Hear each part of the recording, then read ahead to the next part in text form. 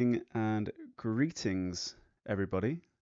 Lovely to see so many of you on here already, chatting with each other about exams. It seems like we're building something of a community here. That's lovely to see. If you guys could let me know once you can see and hear me, so I know that my camera is working, that my microphone is working, that you can see big me behind me as well.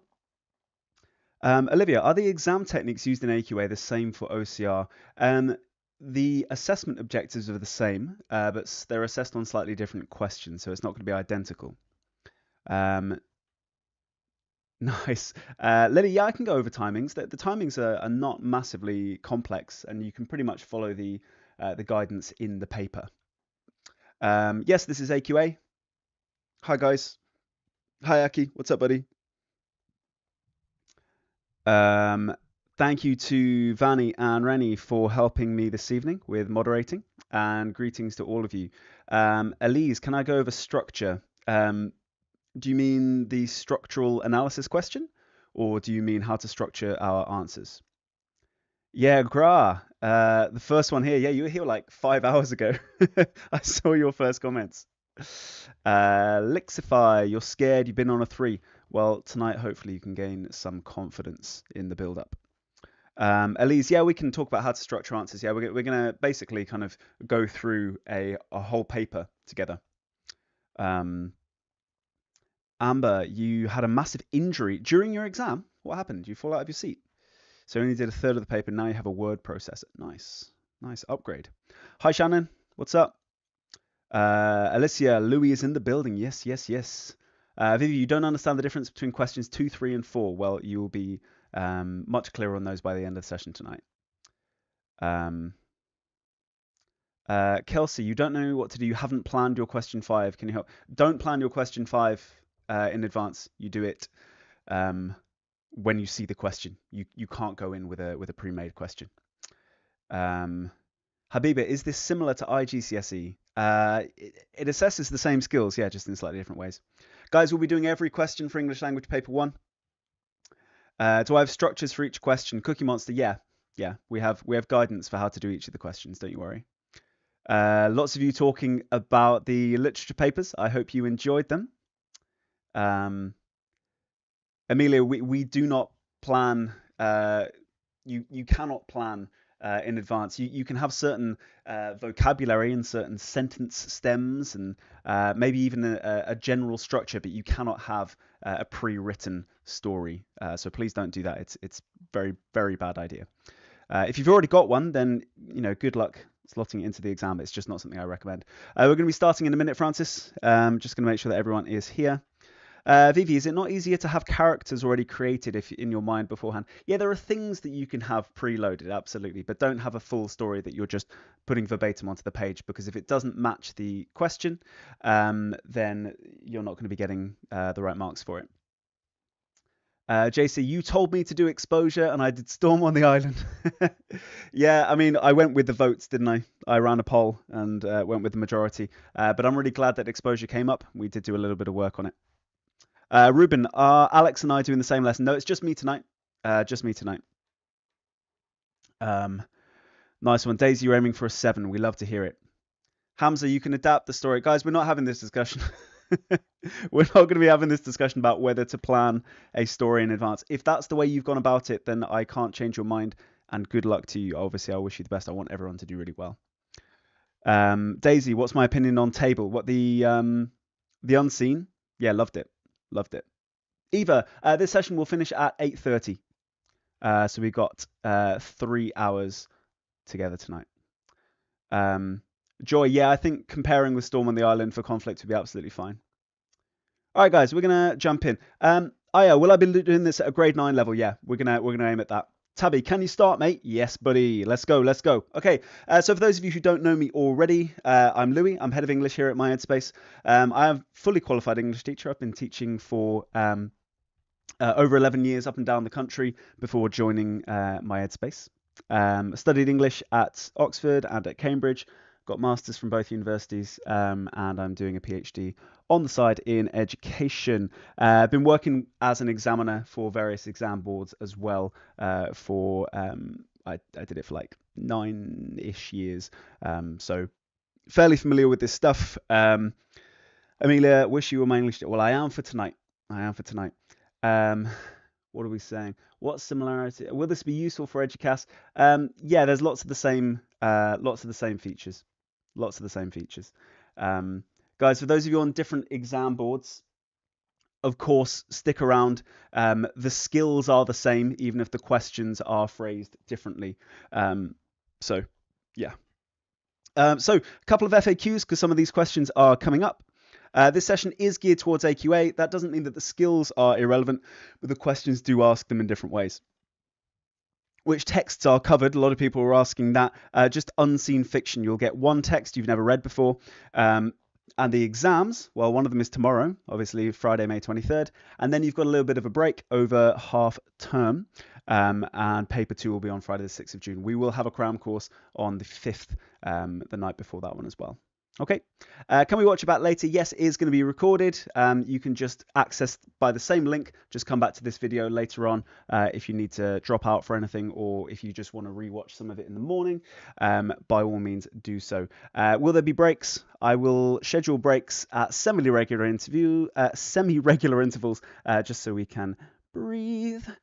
And what are the mods here for?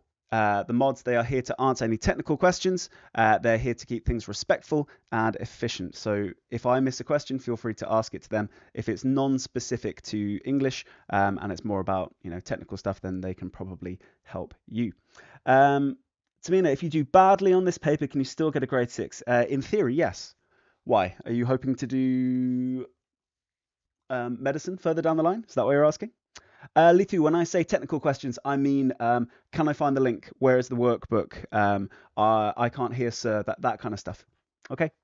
Hatim, are you cooked? You compared it to London. No, I think that can work. There's conflict in all of the poems. That's why the cluster is called Power and Conflict. It's a gift of a question, you guys. So just a couple of expectations I have from you guys. Use the chat to contribute suggestions and ask questions. Please, nothing else. No Roblox chat or whatever. No spam, no beef. I am a vegetarian, so do not appreciate the spam or the beef. Keep questions relevant to the text or exam unit currently being addressed. Any I miss, I will try and address in the Q&A section of each session. Okay. Use the workbook. If you've got it printed out or downloaded already, to record notes, practice skills and questions in. It will become a revision guide for later, and by later I mean later on tonight or early in the morning. And please remember your humanity. We are all human beings. I won't be able to answer every single question because I'll miss some of them, and let's all just be nice to each other. All right, Radiant, sir, I got to use the Emigre, which was the one you taught us in the My Belonging, so I was writing absolute flames. Love to hear it, Radiant. Nice. Cool. Lots of you asking about the literature paper. If you've got any other questions about literature, like I said, please keep these questions relevant. Any other questions about literature that we've done already, we can chat about that in the DMs on TikTok. Lots of people asking about, should you do question 5 first? You can do. Absolutely fine. There's nothing wrong with that. It's going to be half the marks for the paper, for sure. Like, there's nothing wrong with doing so, but you don't have to do it. Mira, someone is copying you by making a live stream. maybe. My guy's got bare followers though, so he can crack on. The effects of all the language devices. Yeah, revising for my GCSEs. It's a great YouTube handle, by the way. We're gonna do that. All right. How long reading extract? We'll talk about all of those things when we get in. Okay, guys. For any of you who have got friends, lucky you. I remember when I had friends once upon a time. Feel free to share this live stream with them. It is obviously free, so just jump in, give them the link, send it to them. Let's get as many people on here to benefit as possible. Just remember, it's on subscribers mode, so if you're unable to comment, that'll be why. Smash that like button. That's probably the most like Gen Z thing I think I've ever said. Smash the like button, bros. Turn on notifications as well, please. Tap that bell symbol so you guys won't miss out on any future videos. Eloise, get on with this, please. Yeah, we're doing intros, buddy. There is plenty of time, I promise you. Okay, so we do have other Cram courses. All of the other subjects that you guys are able to do Cram courses with, they will be there for you guys. Right, let's jump in. Revising for my GCSEs. Where's Alex? Alex is he's teaching. He's teaching some other groups. Lots of you very angry. I haven't started the the text yet, and no, Harvey, you cannot. Okay, so the first thing that we do in the exam is we master the text. Now, mastering the text essentially is where you read through it and you read your questions and you just do a very quick bit of highlighting of your paper so that you know what you're looking for when it comes to doing the actual questions. Okay, so here is the text. You should have it in front of you. I am going to read it to you, but I will be as quick as possible. So I'll say this is the opening from a short story called The Big Two-Hearted River by Ernest Hemingway, published in 1925. A very good year. Okay, the train went on up the track out of sight, around one of the hills of burnt timber. Nick sat down on the bundle of canvas and bedding the baggage man had pitched out of the door in the baggage car. There was no town, nothing but the rails of the burned-over country. The 13 saloons that had lined the one street of Sydney had not left a trace. The foundations of the Mansion Hotel stuck up above the ground. The stone was chipped and split by the fire. It was all that was left of the town of Sydney. Even the surface had been burned off the road. Nick looked at the burnt-out stretch of hillside where he had expected to find the scattered houses of the town and then walked down the railroad track to the bridge over the river. The river was still there. It swirled against the log piles of the bridge. Nick looked down into the clear brown water, coloured from the pebbly bottom, and watched the trout keeping themselves steady in the current with wavering fins.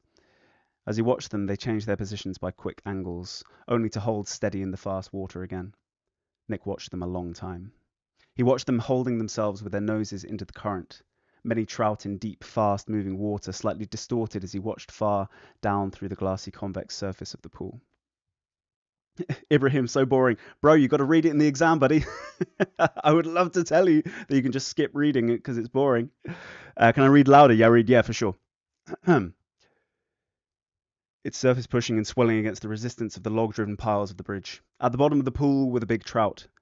Nick did not see them at first. Then he saw them at the bottom of the pool, big trout looking to hold themselves on the gravel bottom in a varying mist of gravel and sand raised in spurts by the current. Nick looked down into the pool from the bridge. It was a hot day. A kingfisher flew up the stream. Cookie Monster, don't ask ChatGPT to summarize it in your exams. Crazy. A kingfisher flew up the stream. It was a long time since Nick had looked into a stream and seen trout. They were very satisfactory. As the shadow of the kingfisher moved up the stream, a big trout shot upstream in a long angle, only his shadow marking the angle, then lost his shadow as he came through the surface of the water, caught the sun, and then, as he went back into the stream under the surface, his shadow seemed to float down the stream with the current, unresisting, to his post under the bridge, where he tightened facing up into the current. Nick's heart tightened. Shranchi, no, this is, it's an hour 45 for this question. Okay. Nick's heart tightened as the trout moved. He felt all the old feeling. He turned and looked down the stream. It stretched away, pebbly bottomed, with shallows and big boulders, and a deep pool as it curved away around the foot of a bluff. Nick walked back up the ties to where his pack lay in the cinders beside the railway track. He was happy. He adjusted the pack harness around the bundle, pulling straps tight, slung the pack on his back, got his arms through the shoulder straps and took some off the pull off his shoulders by leaning forward against the wide band of the tump line. Still, it was too heavy. It was much too heavy.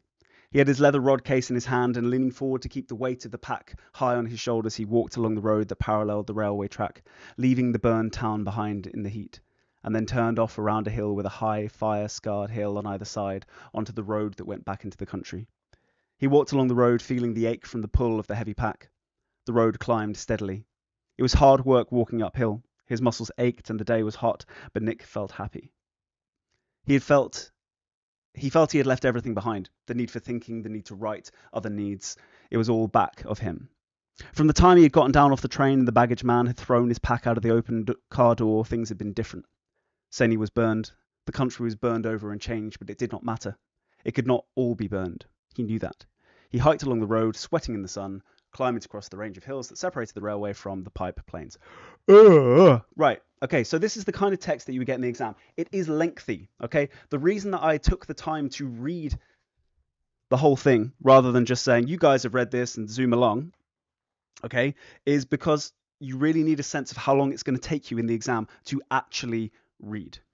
Okay, it is going to take you time to read. It recommends on the exam paper taking 15 minutes to actually do your reading through the text. Now, what's the first thing that we do when it comes to mastering the text? Tamina's made a suggestion. What do we think? What should we do? Danny, light work. Yes, yes. Yeah, MLR. That was the joke with yawning there. Exactly. Yeah, 10 minutes reading. That's fine, Master B's for sure. Okay, nice. Noting down the key ideas, question 3 to 4. Exactly, crazy. You know it. Don't read the text blindly. Exactly, Shiranshu. Exactly. So read the questions first. So Sindhu, spot on. The first thing you're going to do is you're going to read these questions. Chokwadlu saying, I do 15 minutes is too long. You just skim through for about 5 minutes. That's totally fine. As long as you have the questions in mind. Loads of you are saying, have the questions in mind. Yes, yes, yes. Okay. So question number 1.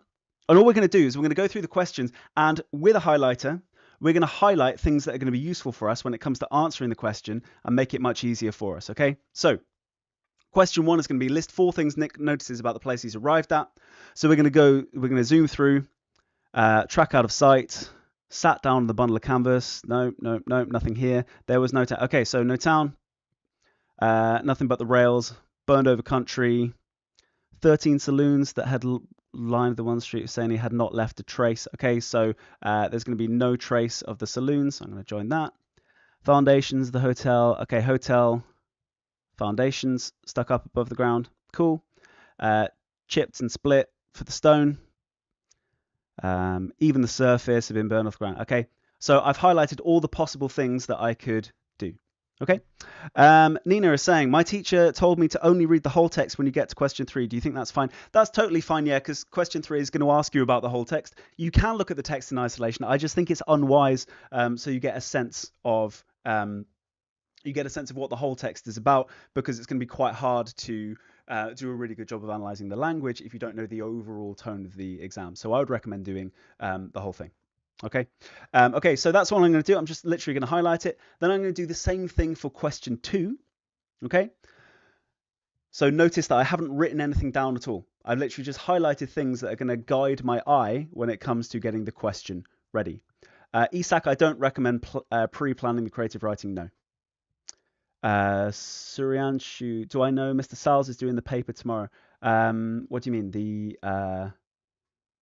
He's sitting the paper like a GCSE student? I'm not sure what you mean. Okay, so how does the writer use language to describe the trout? Okay, so now I'm going to go through and I'm going to find any references to the trout. I'm not going to be thinking too much about what is being said about them. I'm just going to guide my eye because it's a long text. I'm mastering it by making it easier. Oh, that's really cool. I would love to sit these texts as a student. It'd be really fun.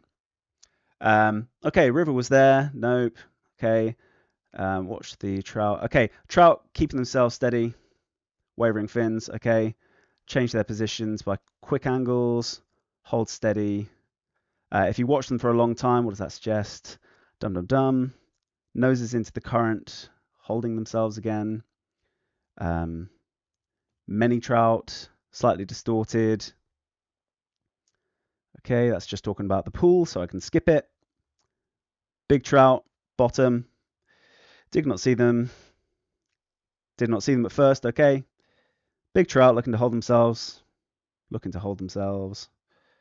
Raised in spurts by the current. Okay, so all I'm doing is I'm literally just highlighting these texts, these bits that I'm going to use later. I do not need to annotate them, okay? I do not need to annotate them yet. When it comes to the question, that's when I do my quick annotation. So we're breaking up the process. All I'm doing is I'm finding where I'm going to look, okay?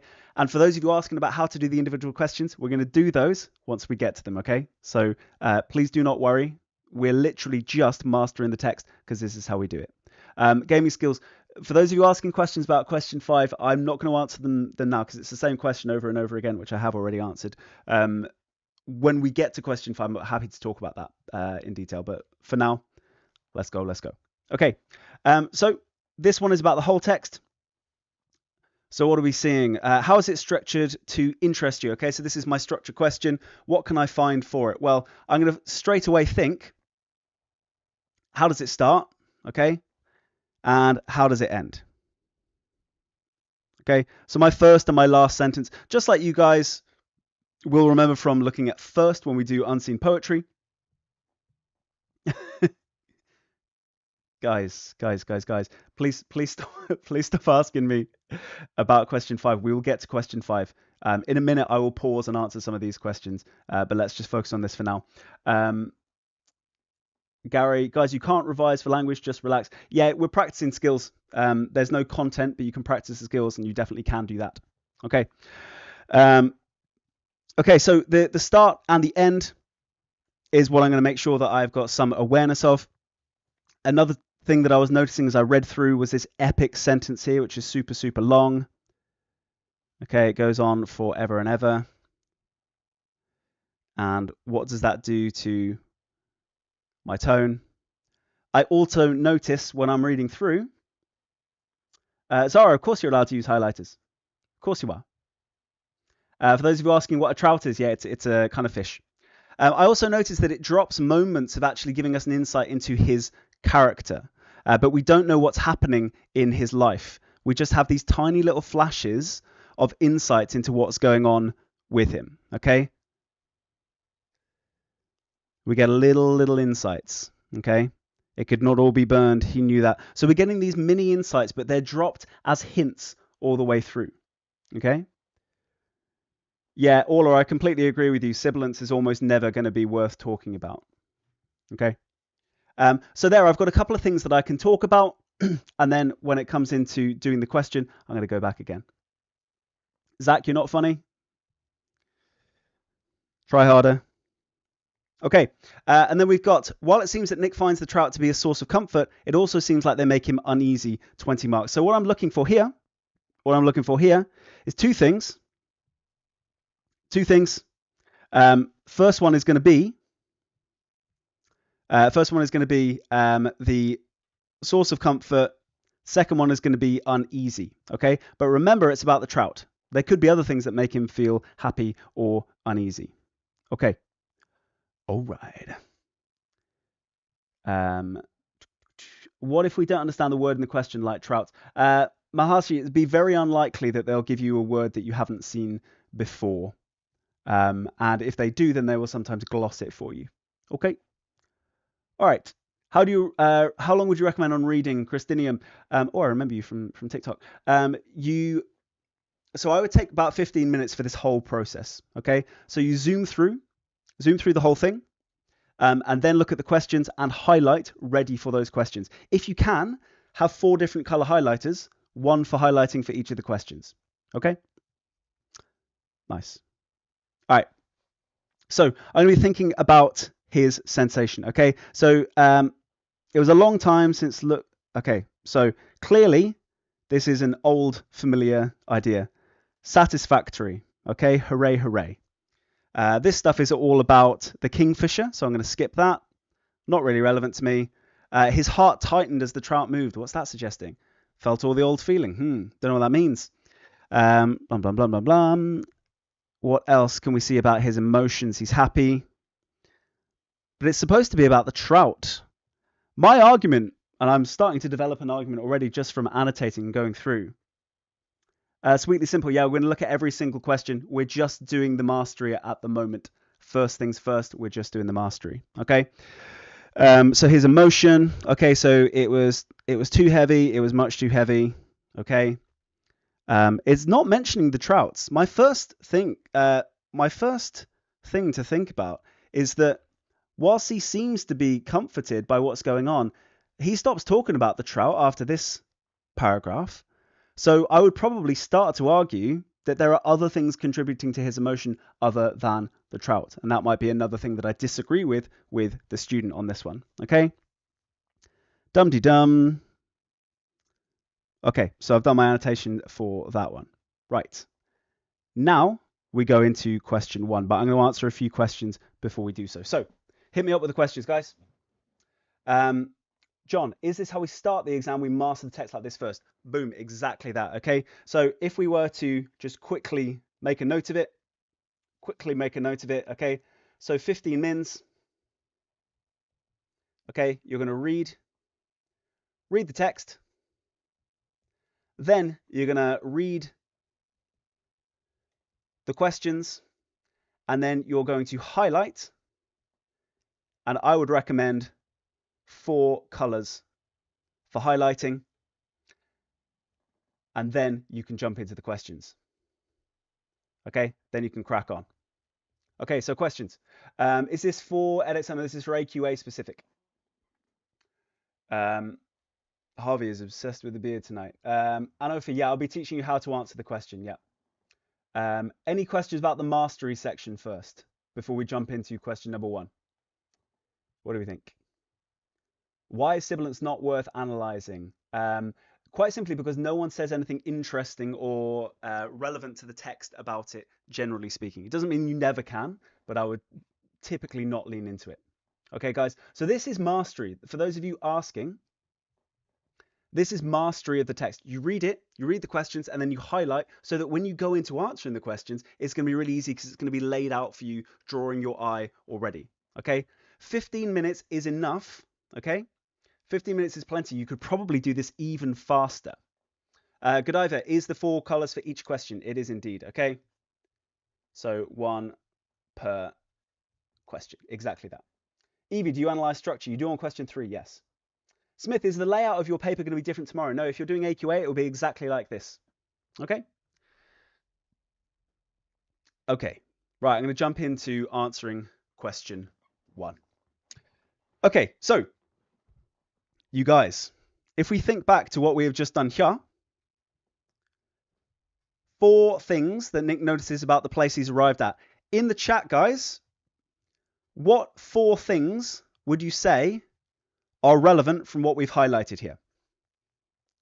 Remember, it is about the place he has arrived at. 4 things. What could there be? Okay, someone is saying there was no town. Beautiful. Will we cover question 5? Ibrahim, we will cover all the questions, yeah. Nina, great question. Sorry, I missed it a couple of times. I will quickly answer that one, buddy. If you're still near the start of question 4, but you have 45 minutes left, should you move on to question 5? I would say yes, but try and time it better than that so that doesn't happen. But yes. What else? The stone was chipped. Good. Chipped foundations. Nice. Tamina, yeah, after you've read the text, you highlight the impression of the question. Yeah, so the key quotes that you think you're likely to use for answering each of those questions. Yes. Okay, perfect. Nice one, Nina. No trace of the 13 saloons. Good. Surface burned off the ground. Spot on. Excellent. Millie, what if you're a slow reader? Well, you might need the full 15 minutes. That's all. Do you have to write in full sentences to question 1? Sweetly simple, yes. Okay, so. Missa, this is AQA. Right, besties, help me out. What do we need to remember for this question? What do we need to remember for this question? First thing is, don't take any more than 5 minutes on it. I would recommend doing even less time than that. Okay, Harvey, exactly. Same for Daisy. No inferences needed. Perfect. Perfect. Yep. So no inference because there's no AO2 being assessed here. Yep. Full sentences. Absolutely. Good. State the obvious. Love that. That's such a great one. Yeah, love that. Because you're not going any deeper than this. You don't need to work things out. You don't need to be clever. You just state the obvious. Fantastic piece of advice. Thank you, whoever said that. I missed your name. Only within the lines. Yep. Okay. So only recommended lines. Paraphrase. Someone else just said. Exactly. Paraphrase. Beautiful. Okay. So fantastic advice. So you guys have already done it. Daisy, yeah, you can absolutely use quotes, but I would try and put them into full sentences. Okay, Mira, you do not have to paraphrase. That's just advice. Okay. Why do I advise that you paraphrase? Remember, you don't have to, But why do I think it's the best idea? Ibrahim, we will talk about techniques in a second, okay, for the next question, because you don't need them for this one, do you? Ramsey, no pre-planning for question 5. No, we'll get onto that later. Hal, you can start with question 5.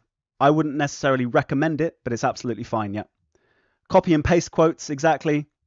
Right, guys, so the reason that we paraphrase, which is putting it into your own words, okay, is because it says in the mark scheme, if students just copy from the text with no sense of what is actually being said, if they just quote the whole thing, then you can't award any marks. You can't award any marks if people have just quoted the whole thing, because it doesn't demonstrate understanding. Okay, students in the past have tried to go, aha, well, the answer's in here, so if I just copy out the whole thing, it'll be fine. But no, you can't get any marks if you do that. Okay. Isla, why can't you pre-plan for question 5? Like I said, we're going to get to question 5. We're going to get to question 5, but I just don't advise it. Okay, Diana, you're supposed to state the obvious. Exactly that. Beth, this live is going to be till 8:30. All right, so list 4 things that Nick notices about the place he has just arrived at. Okay, so the place, we're going to put in the first one. And then after that, we're just going to refer to it as it. Okay, so what's the first thing we notice about the place? What's the first thing we notice about the place? Francis, yeah, hurry up. I agree. I would really like to get to answering the question. Me too, buddy. No town. Okay, so the place. The place has no town, has nothing but rails. Cool. Okay, so where's that? Nice. So the place is no longer a town. Cool. Okay. There was no town. What else? So life in general is a pain. Great YouTube handle, by the way. Desolate, you're interpreting there, aren't you? Okay, you're interpreting, so you don't need to. Okay. It has chipped stone, Harvey. Nice one. Okay. So where's that? Foundation, 13 saloons. Where's my chipped stone? The stone was chipped and split by the fire. Okay, good. It has chipped stone. Beautiful. What else? Someone says it has a hotel. So you need to be really careful with that one, Mars. It has a hotel. The foundations of the hotel stuck up above the ground. Okay, so you need to mention that it's the foundations that are left. It has remaining foundations from a hotel. Beautiful. And what else? Even the surface has been burned off the ground. Totally. 13 saloons is another one. So again, the 13 saloons, you can't say it has 13 saloons because it says 13 saloons that had lined the one street, had not left a trace. Okay. So you would have to say it has no remaining trace of the 13 saloons. Okay, so whilst you're not doing inference, you do still need to read it carefully to prove that you've understood it. Okay. Head elf, you never said it was a town. Okay, so there was no town. Okay, that was all that was left of the town of Sini. Okay, so it's no longer a town. Okay. Ibrahim, can you split no town and nothing but rails into 2 points? Very good question. Yes, you can. You can do that, and you would get 2 separate marks for it, even if you put it on the same line. Okay. Omega Edits, could you say it used to have them? Yes, totally. Yeah.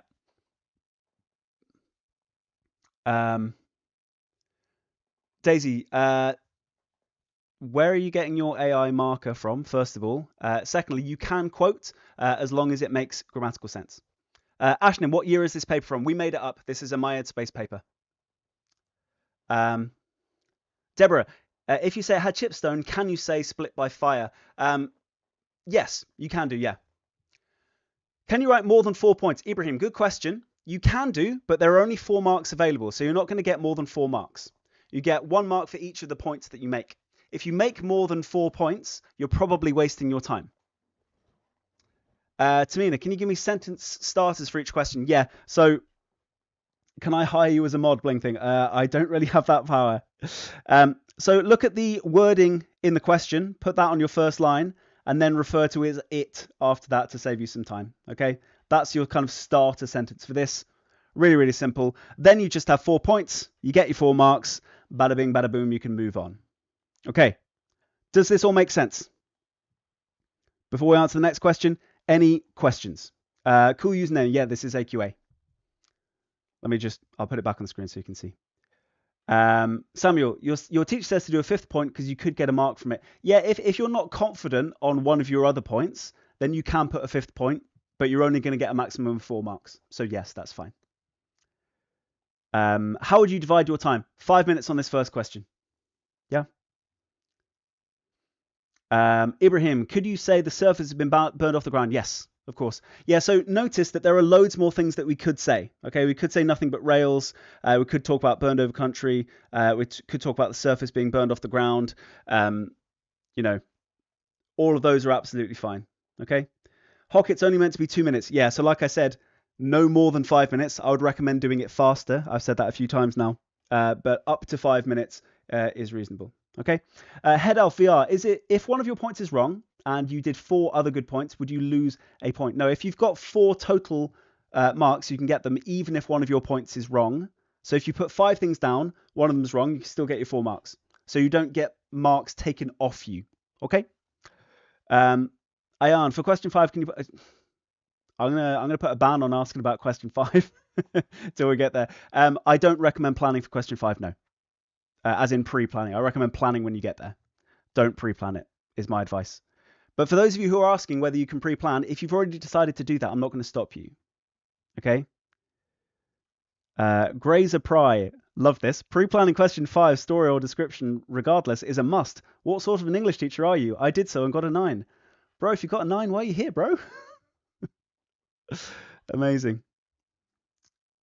Habiba, overcomplicating question 1. No. Why are we still on this question? We're not. We're answering questions about it. Ibrahim, if you copy a story idea from a few years ago, can it be plagiarism? No, it's the wording that makes it plagiarism. Ideas can't be copyrighted. Okay.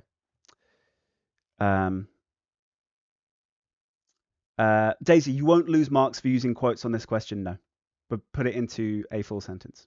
Okay. Thanks, Tobias. Okay. Shall we move on? I'd love to move on. Okay. Let's go. So question 2. When it comes to answering question 2, your focus is on the language. Your focus is on the language specifically for the trout. Okay. So if we go into this one. So David, is this AQA? Yes, it is. Okay. Daisy, you do need to put it in full sentences, but you can use quotes to do so. Zach, did I do GCSEs or O-levels? I did GCSEs. I'm not old enough to have done O-levels. I'm only in my 30s. Okay. Can I give all language techniques? So Kasim, I'm gonna give you a big tip for this one. Techniques are overrated. Why do I say that? Why do I say that? Guys, the pinned message says that it's AQA.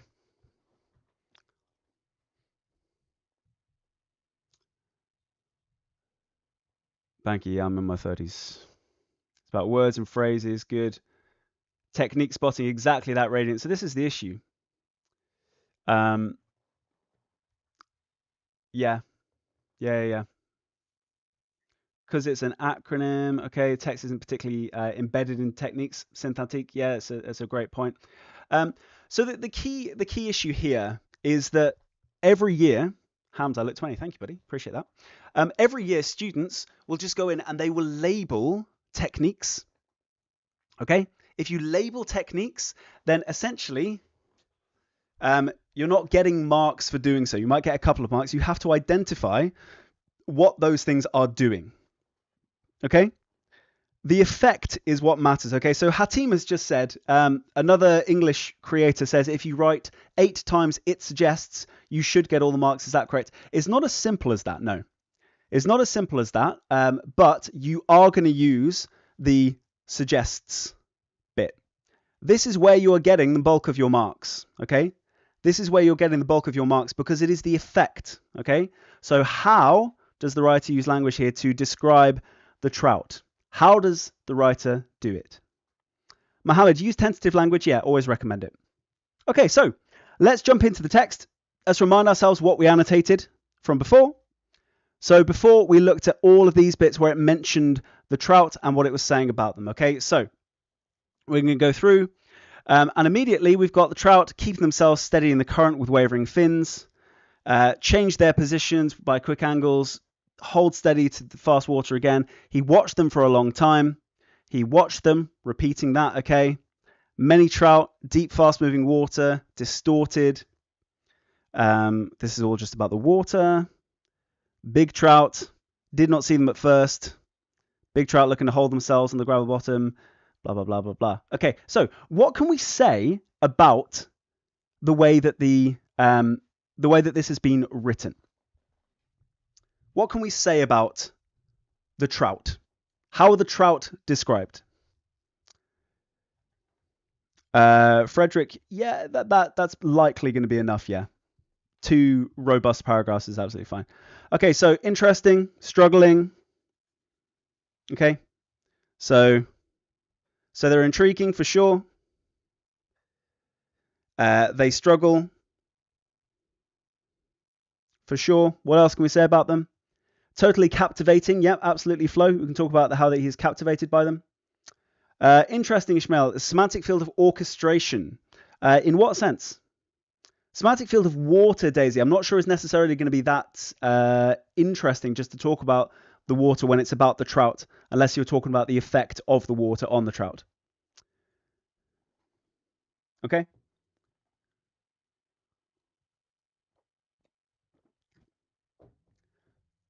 Semantic field tuna. Dynamic verbs. Okay, yeah, definitely. Okay. So we would have to say, if we're talking about dynamic verbs, the effect of them. Harvit, do I mark the test? I have marked for AQA for I think seven years of my teaching career. I was marking for AQA. I'm not marking this year for AQA. No. Okay. Are we going to write a model answer path? Yeah, we are. How do you use a good semicolon? We'll talk about that when we get there. Ayana, I appreciate that, buddy. The trout are described to be resilient. Okay, yep. So struggle, resilience.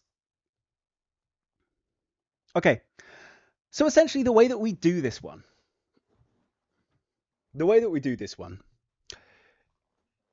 dynamic means moving, okay? And the dynamic verbs are, of course, obviously the things that describe the movement that the trout are doing. Jana, did I miss your question? Feel free to answer it again. Ask it again. You have to remember there are literally thousands of comments zooming up the screen, so I can only get to some of them. Hock, the writer is a boring person for being interested in fish. You're not going to get marks for that.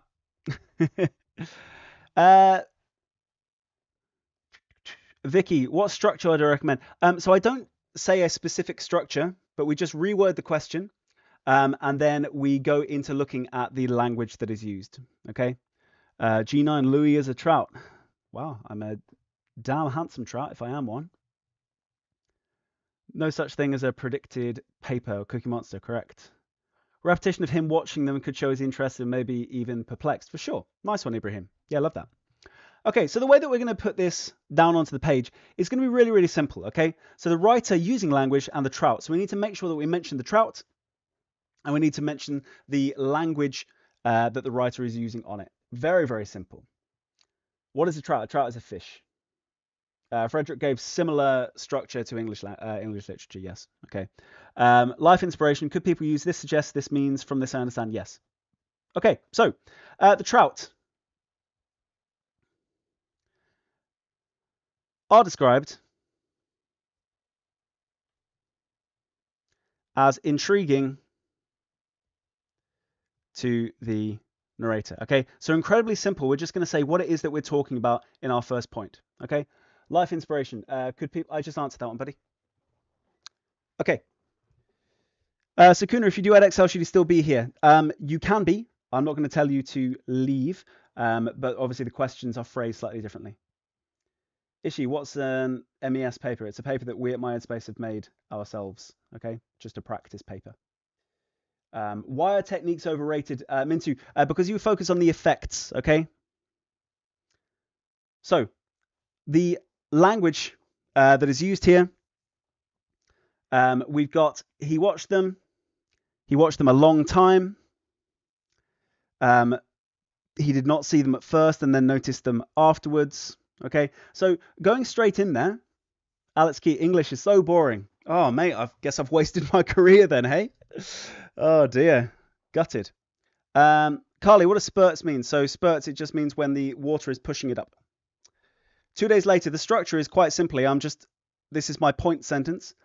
I'm then going to analyze some evidence. You could literally just call it PEE, the most basic one. You don't need to overcomplicate it any further than that. Those who overcomplicate it, add in sentences that aren't getting any marks. Okay. Akwabi, excellent question. Should you give 2 or 3 quotes with detailed explanations or 8 explanations with 1 or 2 quotes? Yeah, really, really good question. You can do a combination of both. Okay. The trout described as intriguing to the narrator. The adverbial, a long time, coupled with the, okay, adverbial, is it even a word? Okay, so adverbial refers to, so an adverb type phrase, okay, where it's doing the purpose. Nick watched them a long time. In this case, it is a long time. That's the adverbial, okay. Could you talk about the effect on the reader, Evie? Yes, but you don't need it as a separate sentence, okay. Can you give 8 points with short effects of each and get 8 out of 8? Yeah, there are lots of ways to answer this question, Artin. Yeah. How do you know an adverbial? So anything which is modifying the verb, okay? So he watched them a long time. It's showing how he's doing the verb. If it does that, then it's adverbial. Could you say the trout was skilled, Ibrahim? Definitely, yeah. We can do that as a separate point. Okay. Right. So the adverbial a long time coupled with the, and let's see what else.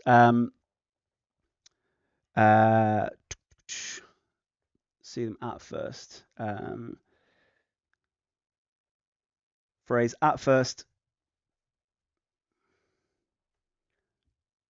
Give the impression that his attention has been held. Okay, simple as that. Okay, remember it's only 8 marks for this question, so we do not want to overcomplicate it at all. Okay, is it just analysis? Yeah. Okay, we're not going to overcomplicate this whatsoever. That essentially is enough for one thing that I'm talking about. Okay, so they are intriguing, and I've given a couple of quotations. I've dropped in a little bit of terminology where it was relevant, and I've basically said what that does. Now, I've embedded 2 quotations, okay? I've embedded 2 quotations, short quotations, just to make it as clear as possible, okay? Is that simple enough? Yeah, we obviously need to do it. We're going to build it up, okay? Satrov, we will be looking at question 5 later, yes. Okay. Then, we just need a new point. Now, my thinking is I want to be connecting these ideas together.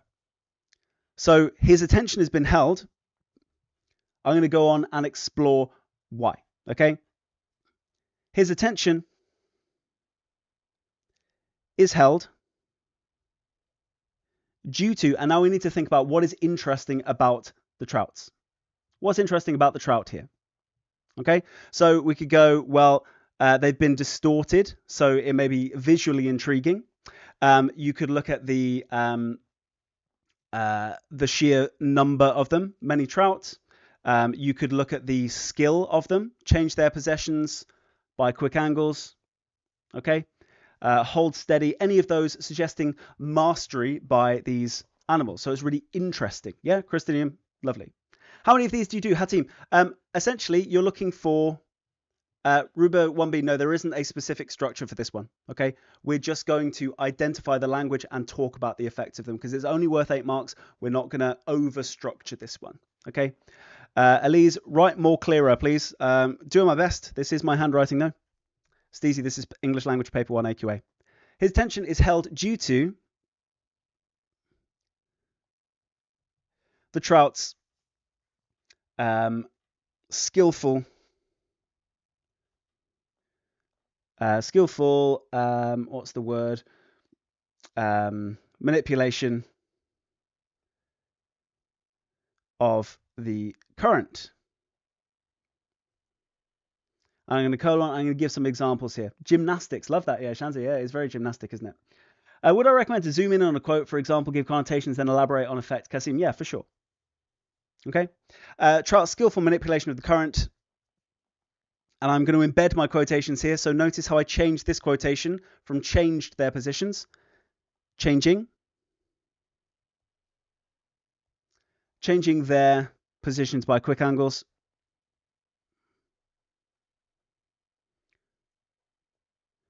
Quick angles. Only to hold steady. Only to hold steady. Okay. There is my quotation here. Hatim, yeah, sorry, there are so many questions coming through. How many of these? Fill the lines that are given. You could just go with, say, 4 of them would be absolutely fine. Noor, yeah, you don't need to go super deep for these questions. Okay. Daisy, I don't know why they're always in the morning. How do you get the intriguing part? Chloe, what do you mean? So the fact that he's so focused on them. 4 for an 8 mark question, yeah. 2 in detail is fine, Aliza, or 4 with a bit of brief insight. Yeah, absolutely fine. Question 4 that gets you, yeah, we'll be getting onto that one soon. Okay. So his attention is held due to the trout's skillful manipulation of the current, changing their positions by quick angles only to hold steady.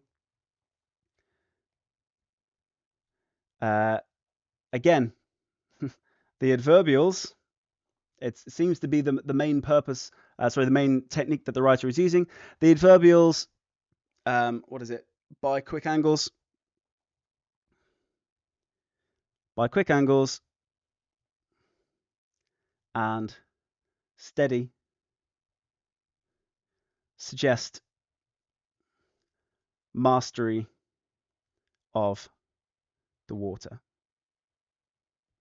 Okay. Is this a new paragraph? No, this is just carried on. Okay. So the trout is described as intriguing. That's my first point. My second point is they are skillful. Okay. Why should we do question 5 first? I don't recommend doing it first. You can do, though. Some people like to do it first because it takes longer and they just want to use it, get the 40 markers out the way when they have energy. Totally fine. How many paragraphs with detail do you recommend? I'd say 2 paragraphs. So I'm going to do a second paragraph here. Multiple points per paragraph, Onyx. Yeah, for sure. Saded, like I said, I'm not doing a complex structure. I'm literally making a point. I'm giving you some evidence and I am exploring that evidence. Really, really simple. Okay. How long should you take for this question? I would say 10 minutes, and that's including the annotations that you do. Okay. So my next point might be, so I've already annotated saying that we've got this struggle here. So I might go with that angle next. This skill, so I'm linking my ideas together. You don't have to, but I feel like it's good practice to be involved in. Okay. The skill of the fish is striking given their struggles. Okay, that's my point. And now I'm going to explore. Now we're going to explore what it is that they do to show off. Okay. Sorry, what they're doing to struggle. Okay, so what have we got? looking to hold themselves, so attempting there. It's deep, fast-moving water. What else? Keeping themselves steady. Wavering fins. Someone mentioned wavering earlier. Uta Pond, do you need to do a why? Like why the writer presents the trout like this? No, because the question doesn't ask why. It just says how. Okay. So the skill of the fish is striking given their struggles. The water they are in is described as, and I'm going to embed my quotations as well. Sam, yeah, if you don't know the word class, can you just say lexical choice and get the same marks? Absolutely, yes. Yes. Okay. So here we've got fast-moving water and then wavering fins. It's going to be enough for this one. Ooh. This is inference, yeah, Harvey. Yeah, the water they are in is described as fast-moving and their fins, consequently, notice how I embed my quotations. So I don't need new sentences for all of my quotations. I can literally just slot them into my sentences. Suggesting they are finding it difficult. Yeah, Badger, why are you describing the water if the question says to describe the fish? Okay, because we're talking about the skill of the fish. They're in fast-moving water, which makes their fins waver. Okay, Hatim, lexical choice is just word choice. Okay, and then I would make a final point. Artin, I've answered this one like 3 or 4 times now, just 2 paragraphs. Ooh, excuse me there. I've just zoomed way out of my screen there. And then we're just going to go for, what have we got? We could have mentioned the word resistance there as well. Then we maybe just mention their size and scale. Yeah. Giovanni, you're very welcome. Do my very best. S said we are doing question 2 right now. Okay, so I'm going to do my final point, and I'm going to try and link it to this idea of them struggling. This struggle is seen on a large scale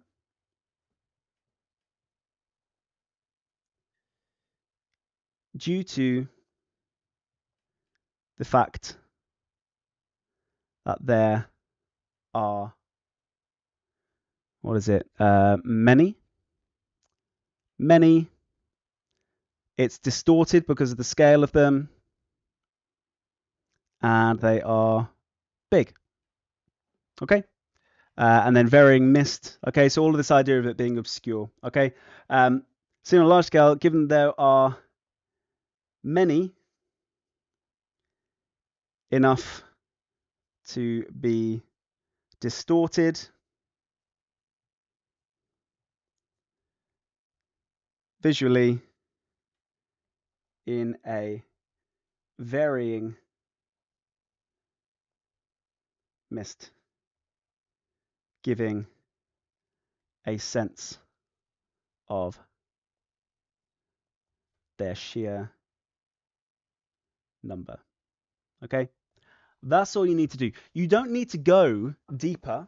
Okay, you don't need to go deeper to get your full 8 marks. Okay, those of you suggesting, do we talk about how the reader feels? Do we talk about what the writer was intending by this? You don't need to go that deep when there's only 8 marks available. Okay, 8 marks available. You don't need to go any deeper. You just need to say, here is what's happening and here is how it's carried out by the language. Okay, so just very, very quickly going to read what we've got. And this is enough for 8 marks, by the way. Okay. The trout are described as intriguing to the narrator. The adverbial a long time coupled with the phrase at first give the impression that his attention has been held.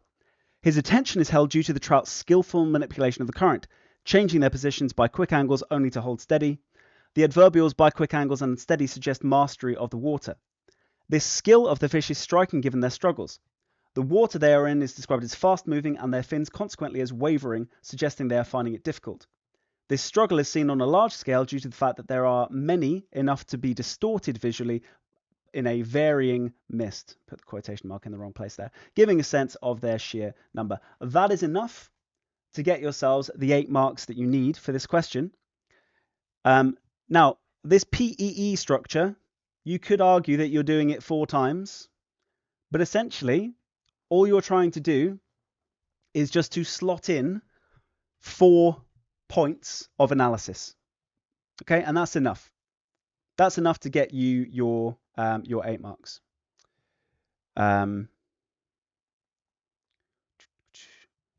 Yeah, it seems simpler than you thought, Shanza. Yeah, it is simple.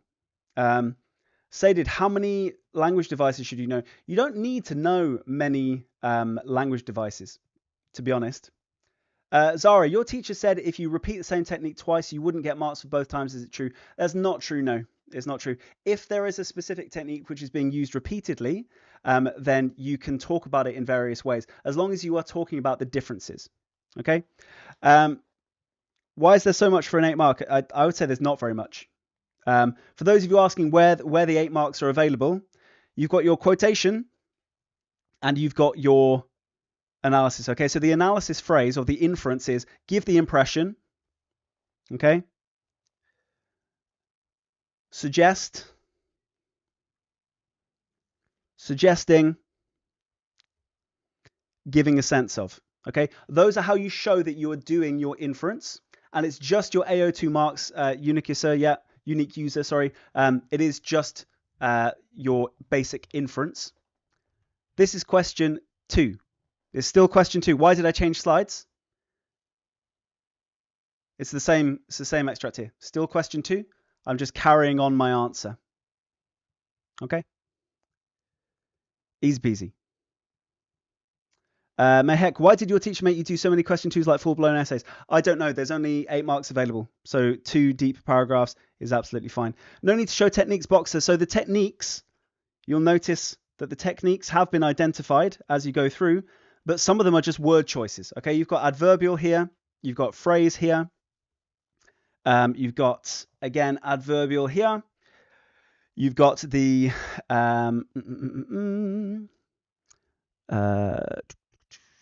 with these ones that you're just embedding the quotations. If you wanted to upgrade it, bearing in mind this is enough to get you the marks, but if you wanted to upgrade it, you could say the water therein is described with the adjective fast moving, and their fins consequently with the verb wavering. So if you want to slot in more terminology just to be really, really sure you're going to get all the marks, just drop it in before your quotation. Okay? Abby, you don't need 8 points of quotation, 8 points of analysis. No, there's nothing in the mark scheme that says you need 8. Absolutely not true. Okay, that's one way to get the marks if you just do 8 very brief analyses.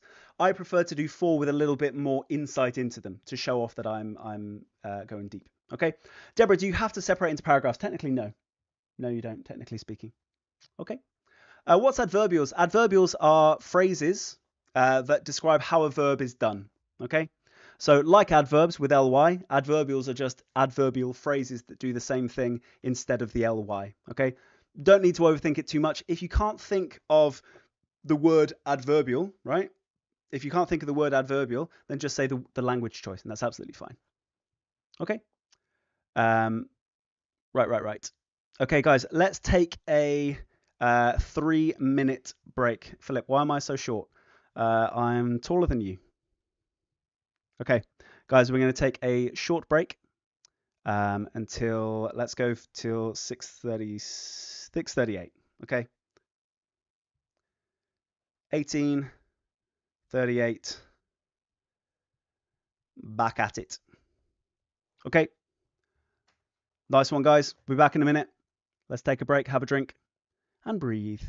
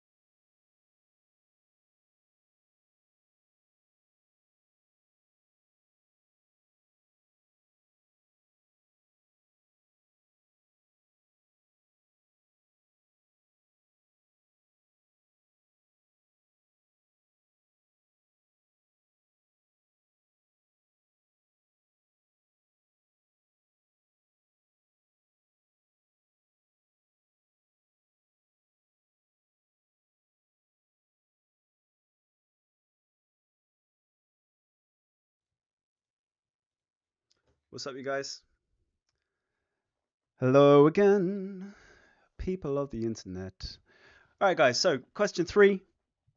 What do you notice about question 3 compared with the questions that have preceded it? First thing that we notice and first thing that we need to think about. Okay? What's the first thing we need to think about? Afia, I wouldn't talk about sentence length on the language question. Save it for this one. Nice one, guys. Great answers in the chat. Thank you so much. It's about the whole text this time, okay? About the whole source. Yuta, why are you being like that, bro? Why would we do that? The more following I have, the more we can offer for free. All right. Isla, could you talk about the reader's pragmatic contextual understanding in this question? Yes, it's not always going to be particularly relevant, though, because usually the pragmatic contextual understanding is just going to be they're reading a story. So I'm not sure that's necessarily going to be relevant most of the time. Okay. Where's my pen? There's my pen. Isla, I've just answered that question, buddy. Okay, so will it take the whole 3 hours, Tabby? Yes, it will. Okay, so Afia, your teacher said you have to analyze the use of language on question 2. That's what we did. Guys, this is AQA. Okay. If the technique is wrong, do you lose marks? Elixify, you wouldn't lose marks, you just wouldn't gain marks for terminology. Okay. Sweetly simple. Yeah, you can't really zoom for this question, exactly. Ola, do I recommend long quotes or short quotes for analysis? Both. Maybe do one long quote, which you dissect in detail, or several short quotations. So you can do a combination of the two. Okay? No worries, Isla. Lol, when we're doing it in spectacles. My guy. Okay, cool. So this is about the whole text. Now, when it comes to analyzing structure, what should our approach be? Yeah, Diego, I know people like to ask the same question multiple times.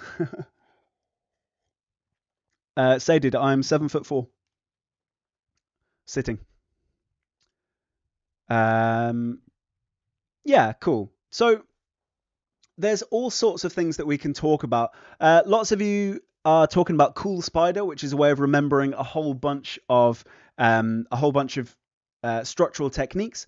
But kind of the whole thing to be thinking about is how it starts and how it ends are one of the key ways that it's been structured. So you can almost always use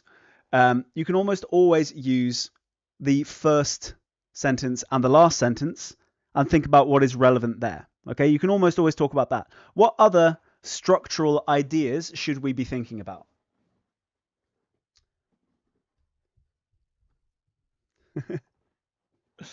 What do you think? How many paragraphs for each question? Yeah. So this is 8 marks as well, so it's going to be another 2. Okay. Beautiful stuff, guys. Loads of excellent points being dropped in here. So things like cyclical structure, so starting and ending in a similar way or a similar place. Shifting of focus, definitely precious. Lots of people mentioning asyndetic. It's only going to be relevant if you can see any asyndeton, but yeah. Discourse type, yeah, if we shift between discourse types, Sam, for sure. Yeah. Flashbacks, if there are any. Zooming, shifting. Semantic fields, totally. Caesura, no. Saded. That's going to be with poetry only. Awesome. Okay, Jana, good question. So discourse is so the discourse style is where you move from things like descriptive writing to narrative writing. So what you're talking about to things actually happening, or indeed into dialogue and various things like that. Internal versus external voice, Volters, nice. Guys, awesome ideas. Awesome ideas. So Harriet is given the suggestion beginning, middle, and end. Now, I completely agree with you, beginning and end, but middle, what do you say about a middle? Lixify, this is, yes, my cheeky pint of Diet Coke. Eve, change in tense. Yeah, I mean, you're not going to find that very often, but yeah. Daisy, can't lie with the 3 paragraphs for an 8 marker has really thrown me off and confused me. School always said don't spend too much time on small mark questions. We did 2 paragraphs. 2 paragraphs, what we said for the 8 mark question. Is pathetic structure. Charlie, do you mean pathetic fallacy? No. Lots of people asking about cool spider. It's just a bunch of structural features. So it's contrast, opening. Sorry, a bird just flew into my window. Yeah, you guys, you don't need the whole, you don't need your whole lift here. So basically, I just want to narrow it down for you. We don't need to be thinking about all of these different details. Just think about the ones that are always going to be there. So what's always going to be there is your start, your end, and within the middle. Okay, so don't just say the middle, but things within the middle, right? Things within the middle. We talked before, didn't we, when we were reading through, if you look all the way back here, we talked about all of these little details that are dropped throughout. Okay, so implications, okay, little implications that have been dropped as we go through the text. Okay, so this is what we might call things like withholding information or hints, right? Ruben, the assessment objectives are the same across different exam boards, but this is AQA. Ibrahim, yeah, it was a Volta. Yeah, the bird flying into the window really changed the direction of this lesson, or the direction of its life. R.I.P. little guy, you got this. So we've got our beginning. What can we say about the beginning? The train went on up the track out of sight around one of the hills of burnt timber. Okay, and you can maybe mention the second sentence. Okay, so it starts obviously with the train went on up the track out of sight. So there's clearly a departure. It starts with a departure of the past. Okay, so we're getting rid of something in the past. Look at the end. He hiked along the road, sweating in the sun, climbing to the separated, climbing to cross the range of hills. Okay, right. Hiked along the road. Departure of the past, heading into the future. Okay, so immediately the text has been structured as a kind of turning point. Okay. He's saying goodbye to the past. Okay, so the train went on the track out of sight. Okay, going away from the past and then heading into the future. Hiked along the road. This is the first time he's being active.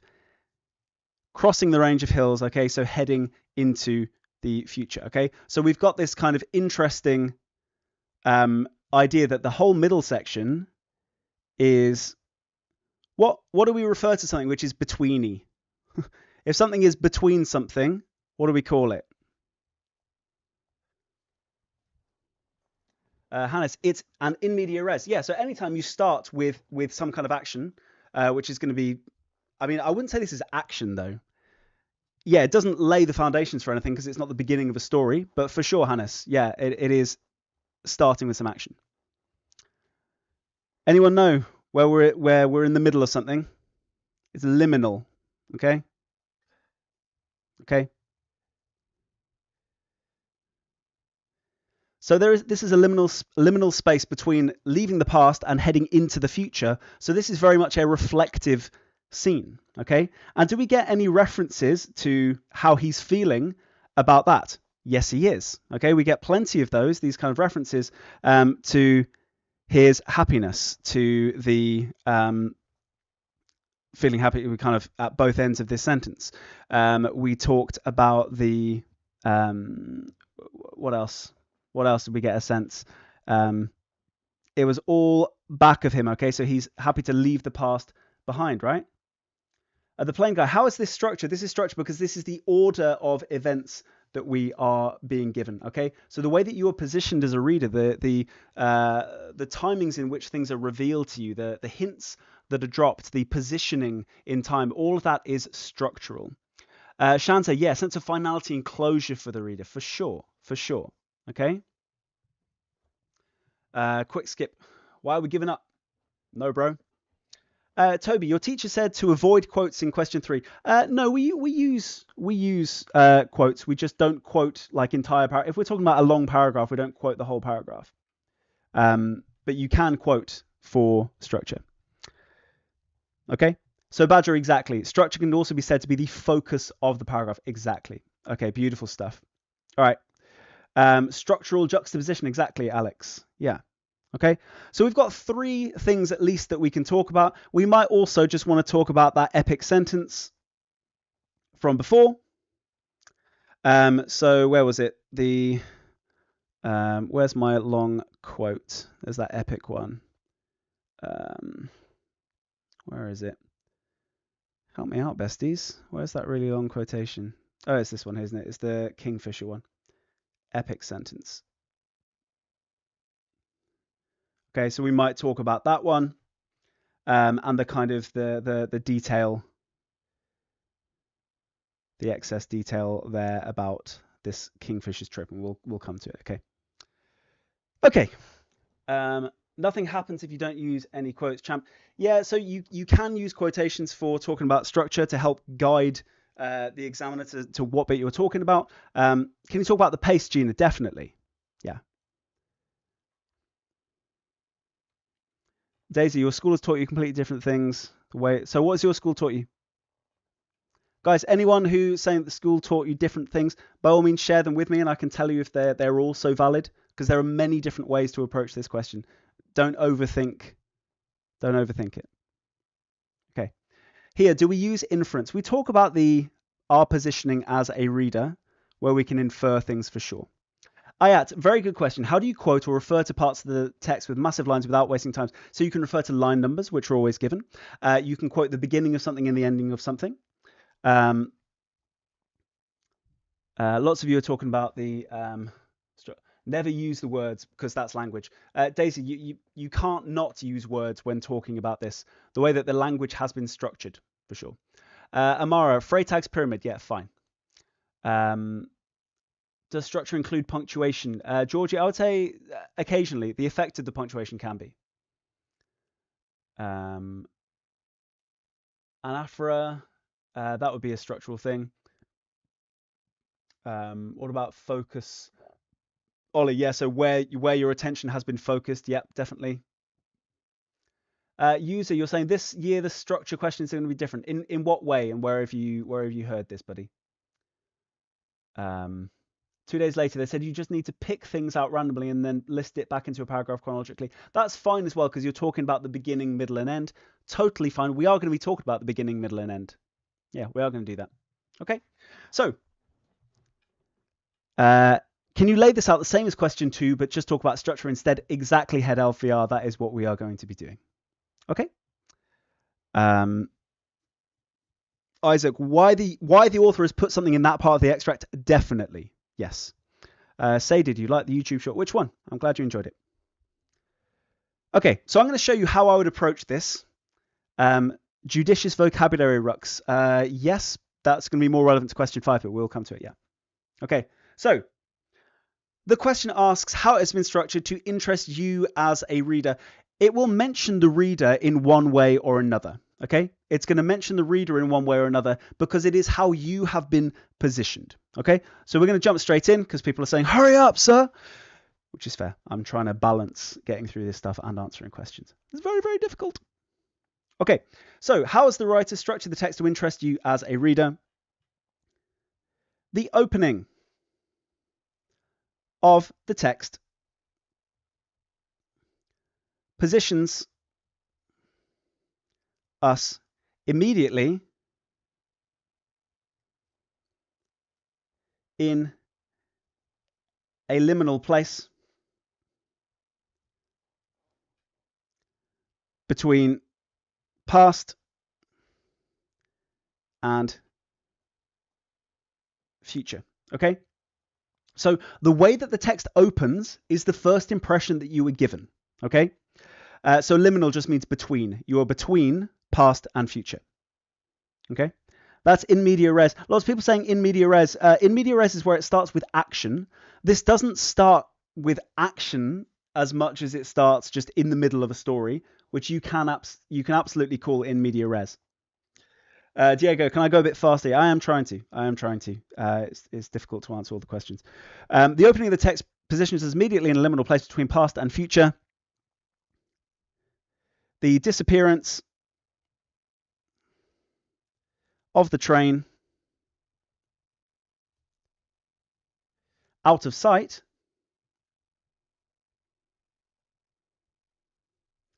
clarifies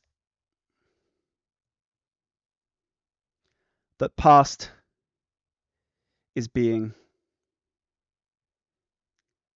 left behind, preparing us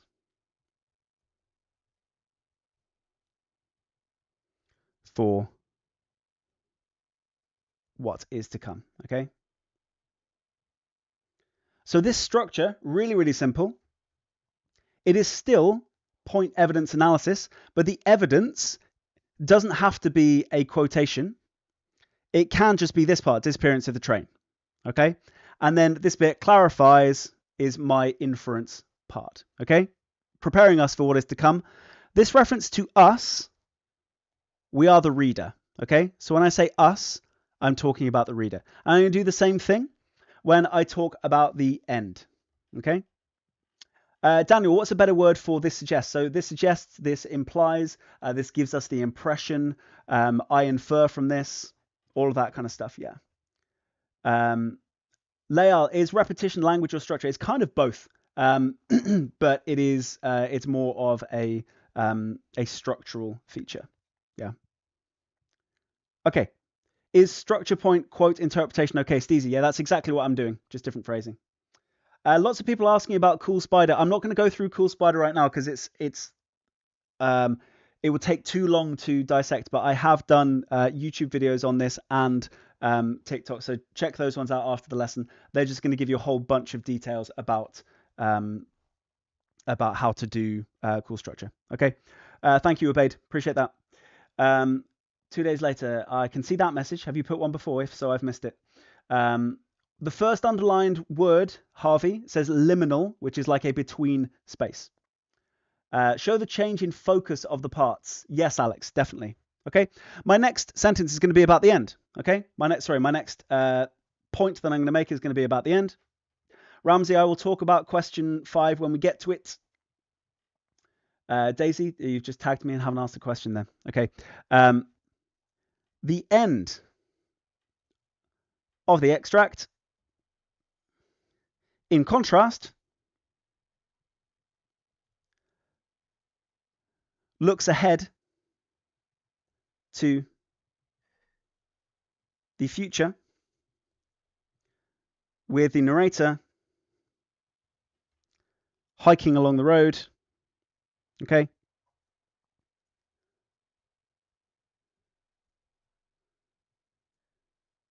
Hiking along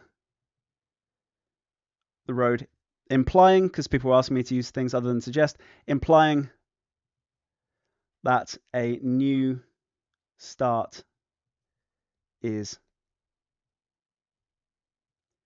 imminent,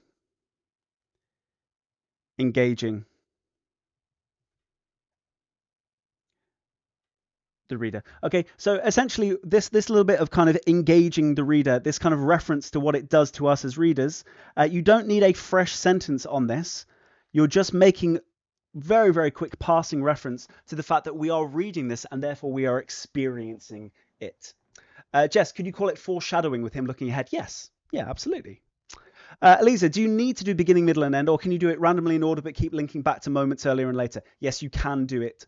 You don't have to do it in that order. Yeah. Okay. So we're also going to talk about the dropping of little bits of information. Is foreshadowing structure, Daisy? Yeah, it is. Yeah. Okay. So another point that we can make. Another point that we can go ahead and make, we can talk about the little hints that have been dropped along the way.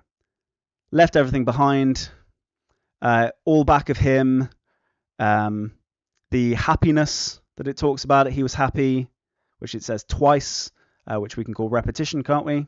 Felt happy. So all of this is linking to this point here. So here's going to be my third point. So I'm aiming to do 4 points. Now you can put them into 2 paragraphs or you can put them into 4 separate paragraphs. Really doesn't make a difference here. You're not marked on your paragraph separation. Foreshadowing and foreboding, Rux, they're basically the same thing. Basically the same thing. Foreboding is suggesting worse things though.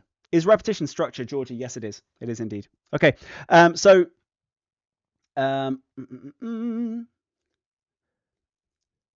placement of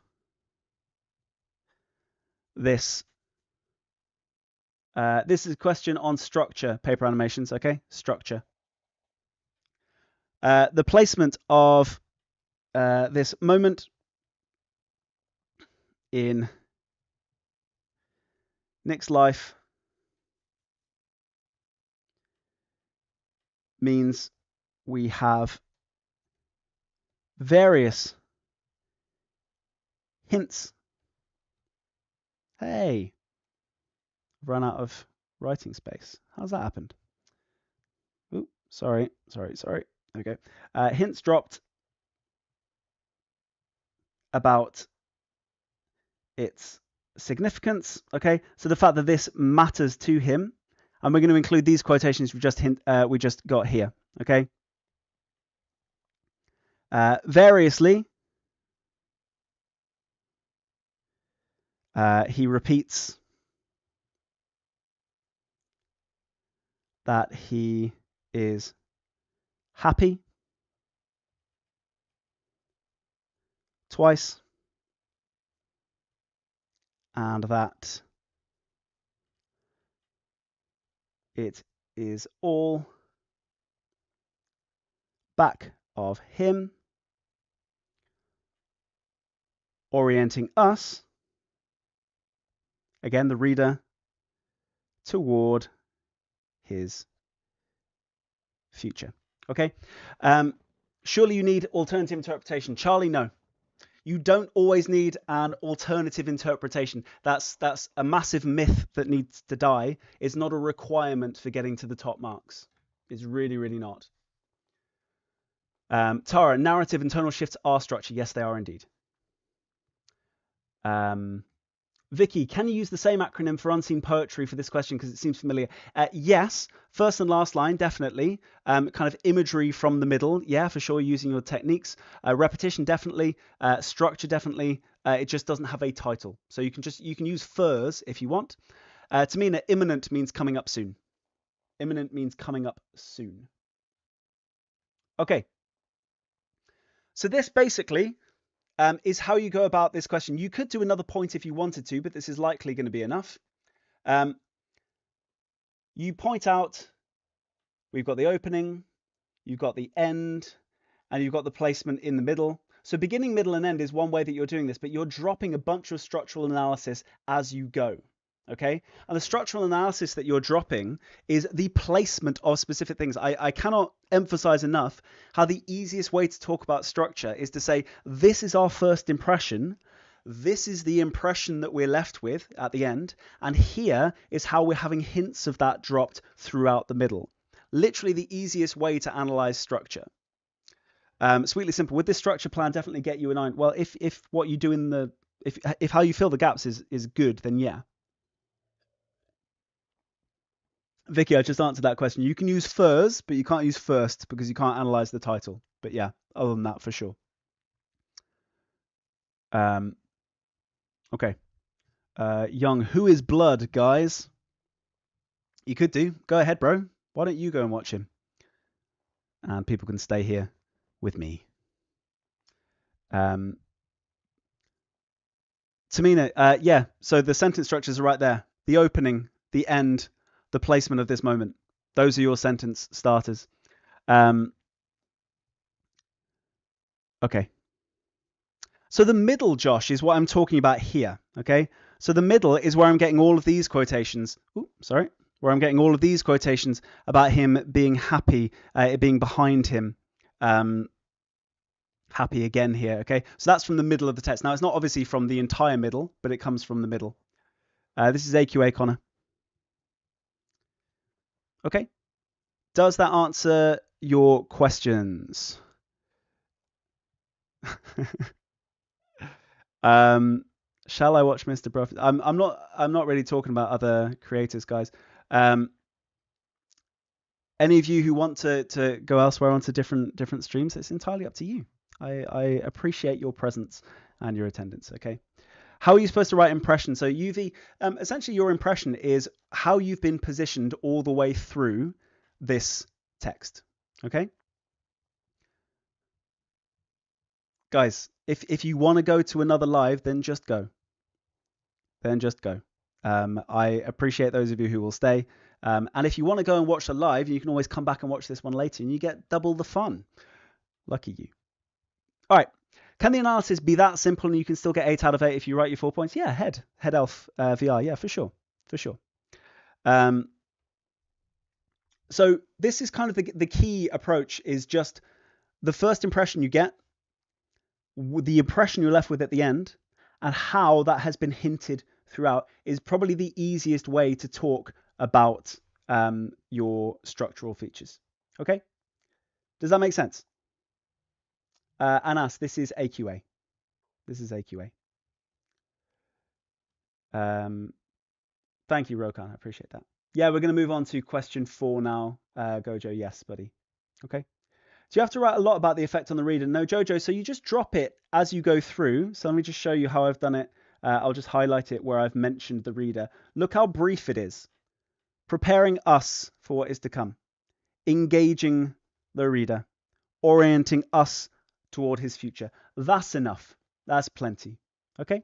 Does the color change mean anything? Football fanatic, it only means that I'm talking about different points. Okay? Question 4 is evaluation, Daniel. And it's about his feelings as he goes. Okay? Gavin, thank you, bro. Good to have you. Mehek, yeah, I for sure I will sing. Football fanatic have answered that question. Ben, Louis, what are your best tips from going from a 5 to a 7? I would say that the biggest one from going to a 5 to a 7 is usually people answering answering all of the questions. That's the biggest difference between people who get a good mark and a really good mark is going into detail. Yeah, Luke. So technically, I've run out of space. I would probably add one more. Okay, I would add one more point. So I've got four kind of general points, which can be done into just 2 paragraphs. But yeah, I run out of space on my page /time. Okay, guys, if we are finding this useful, then please do check your email and leave a review on Trustpilot. We're going to have a quick break now until 7:10. But if you want to go and drop a cheeky little Trustpilot review while you are waiting, that would be fabulous. I'm just going to have a little sip of my drink. I will try and answer some questions typey rather than verbally in that little break.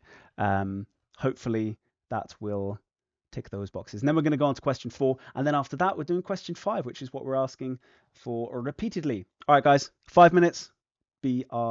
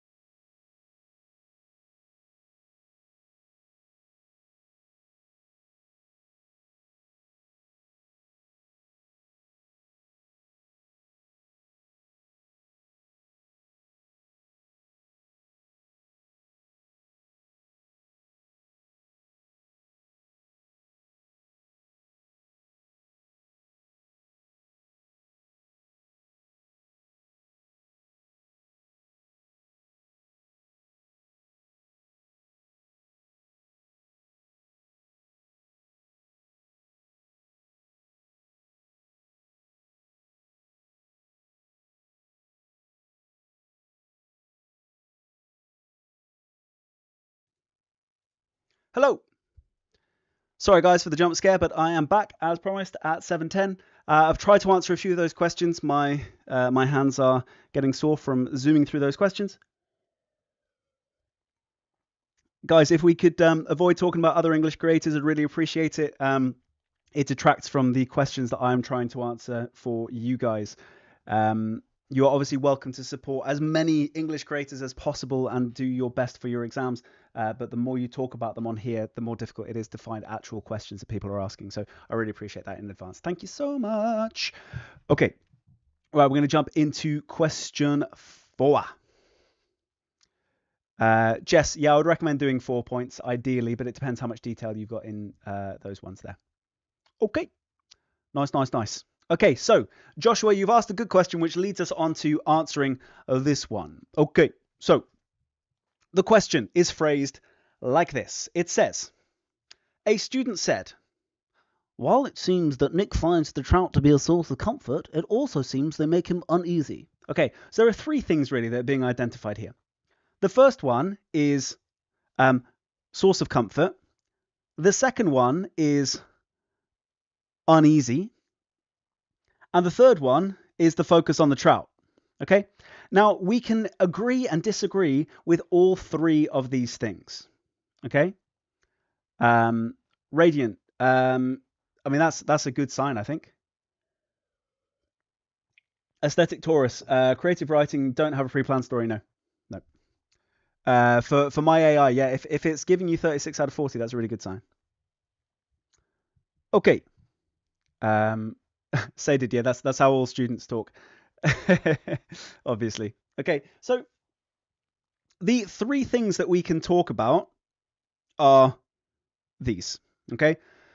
Nick finds the trout. Okay. So is the focus? Is it really about the trout? That's what we're really asking. Source of comfort. Is he comforted? Is he uneasy? So what you're doing here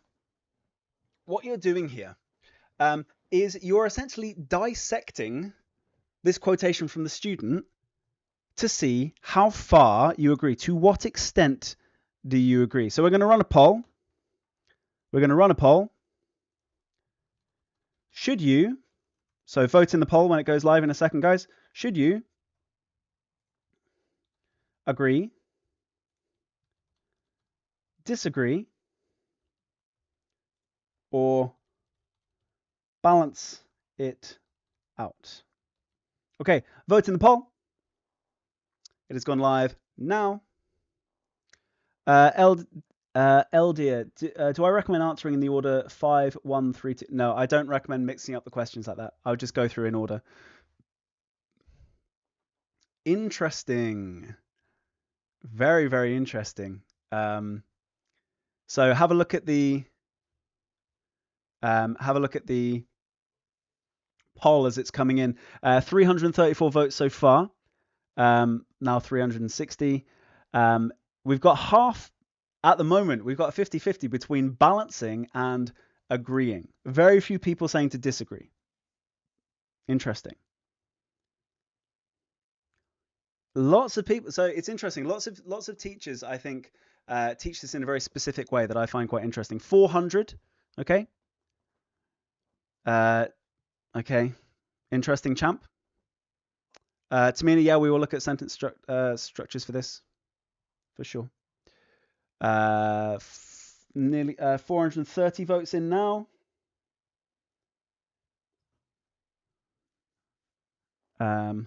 Cookie Monster. I haven't blocked anyone, bro. Do all of those. Got told to always agree. Interesting. So we've got nearly, let's see if it gets to 500 votes and then we will make a call on this. Nini, yeah, thank you for pointing that out. To what extent do you agree? Okay.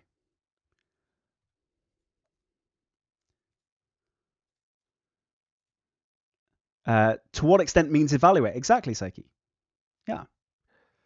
When is the next break, Aisha? I haven't decided yet. I'm doing them ad hoc. Okay, so 500 votes in so far, and we're at about a 50-50 between agree and balance it out, which is exactly what I expected to happen. Okay, so. Okay, to what extent do you agree means there will be a balance, okay? It does not necessarily 50-50, but you are evaluating the student and the work, okay? If you just agree, that's absolutely fine. If you just disagree, you will probably struggle because it's going to be a valid interpretation. But the smartest way to do this is to actually dissect it, okay? Radiant, am I chief examiner marking this statement for AQA? I'm not marking this year, Radiant. I'm not examining this year. Jess, Alex said, just agree. So what we're doing is we are proving something, okay? Nini, it's totally fair and I think a reasonable approach to mostly agree. So what's really interesting, Ibby at AQA, what's really interesting is that some people, lots of students around the country have been taught to just agree, and lots of you have been taught to have a balance. Now, both of those are valid approaches. Why is it possible that both of those are valid approaches? Well, it's simply because evaluating is proving a point, okay? It's all about your proof. If you give an opinion of agreeing, essentially, you can justify it and you have evaluated that opinion, okay? Georgie, can you still get full marks if you only partially agree? Yeah, I would say usually that is exactly what happens. Okay, so what we do, Nahum, why can't you disagree? You can disagree. You can absolutely disagree. My thinking is, my logic in saying don't just disagree is that they will always, the student, the made up student who gave this opinion, will always have a valid interpretation. Okay, so they will pick something which is quite a reasonable thing for someone to say. They will never pick something completely outrageous. Interestingly, though, in paper 2 for the your transactional writing in paper 2, they will pick something outrageous and controversial because they want you to argue one point of view. Whereas this question, language paper 1, question 4, they will pick something reasonable. So it'll be very unlikely that you fully disagree. Okay. Football fanatic, should you address the question when answering? Yes. Okay. Ooh. I thought I was going to sneeze. Really disappointing. Sorry, guys. Okay, so now we're just going to break up what we think with whether they are a source of comfort or whether they make him uneasy. Okay, so we're going to explore both of those and see if we can find evidence, and that's going to allow us to actually decide. Okay, so where do they make him feel uneasy, or where is he feeling uneasy? What do we think? Is there anywhere where you think that they are making him feel uneasy, or he is feeling uneasy? Angie, we'll talk about structure when we come to writing it up. It was too much, it was too heavy, okay? It was much too heavy. Okay, so he's clearly uneasy there, for sure. What else? Distorted, interesting. So the description of them being distorted, if I can find that. That's, where's it gone? I can never find it. Looked into the streams here. Oh, guys, I can't even find it. Anyway, sweating in the sun. Yeah, sweating in the sun. Got it. Beautiful. His muscles ached. Good. His muscles ached and the day was hot. Good. Nick's heart tightened. Very good. His heart tightened. I just found tightened. Nick's heart tightened as the chart moved. He felt all the old feeling. Okay. Do you talk about language methods? Condoleezza, yeah. So essentially you're just doing analysis with an extra step. Okay. Anything else? Tamina, are language devices using this question? For sure, you can do, yeah.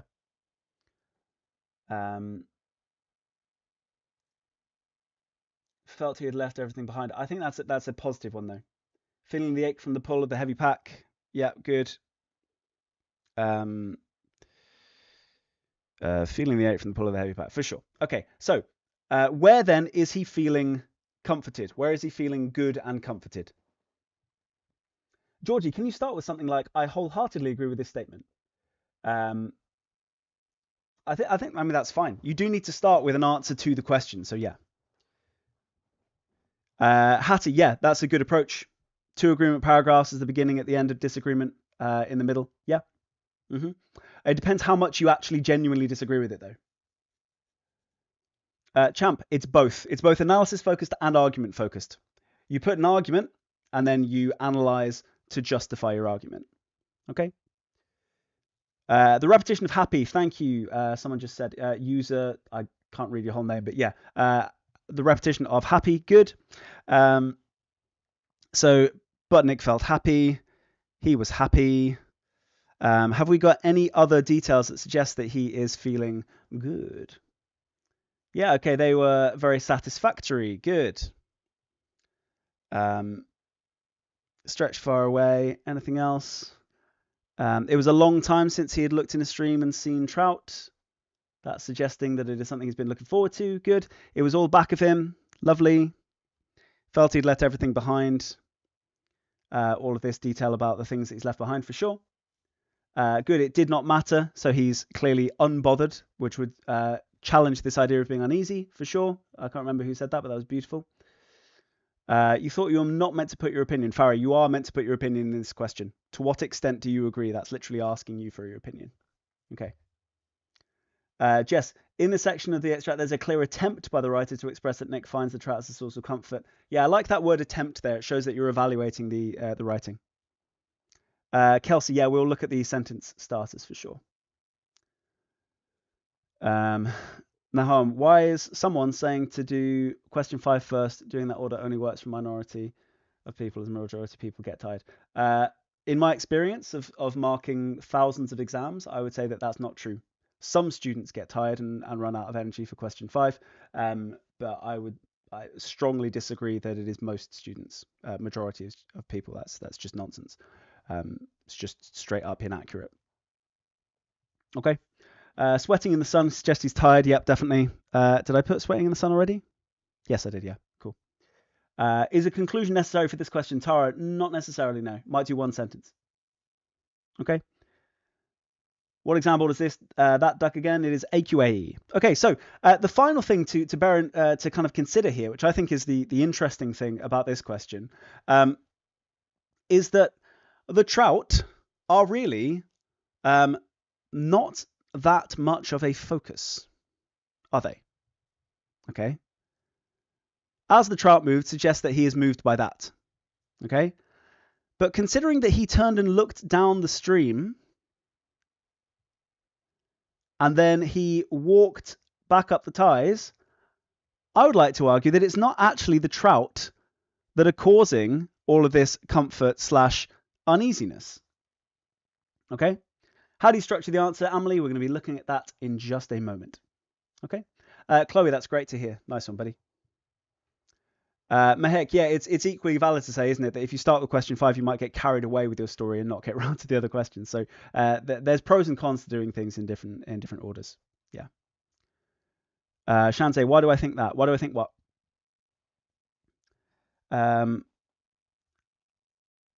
Interestingly, the trout has freedom, so he's his comfort in that. That's a very nice interpretation. That's a nice interpretation, yeah. Okay, so the way that I've color coded this is just to dissect the question. So my answer to is it really about the trout is no, not entirely. Is he comforted? Somewhat. Is he uneasy? At times. What do you notice about all of these answers to the questions here? What do you notice about all of the answers to these questions here? Could you say in your answer it's contradictory or juxtaposing? Yes, Georgie, definitely can. Guys, those of you trying to plug other streams, do you work for the guy or something? Strangely, here at my own space, we don't need anyone to go on to other streams promoting us. That's weak sauce, bruh.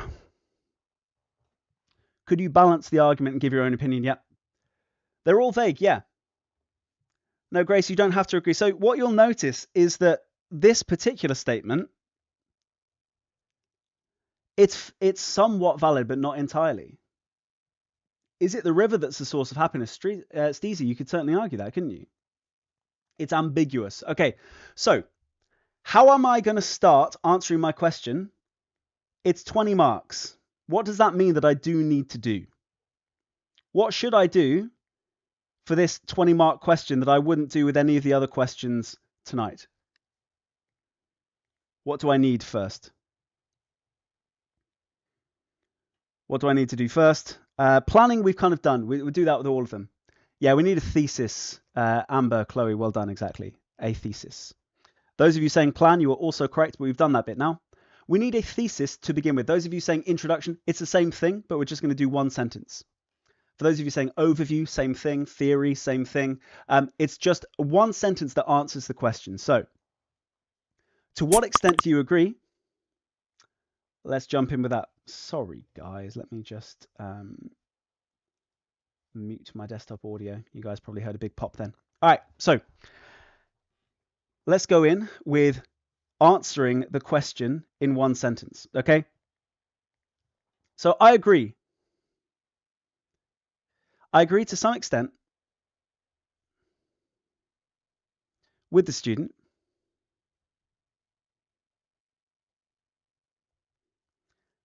as Nick is both comforted and uneasy.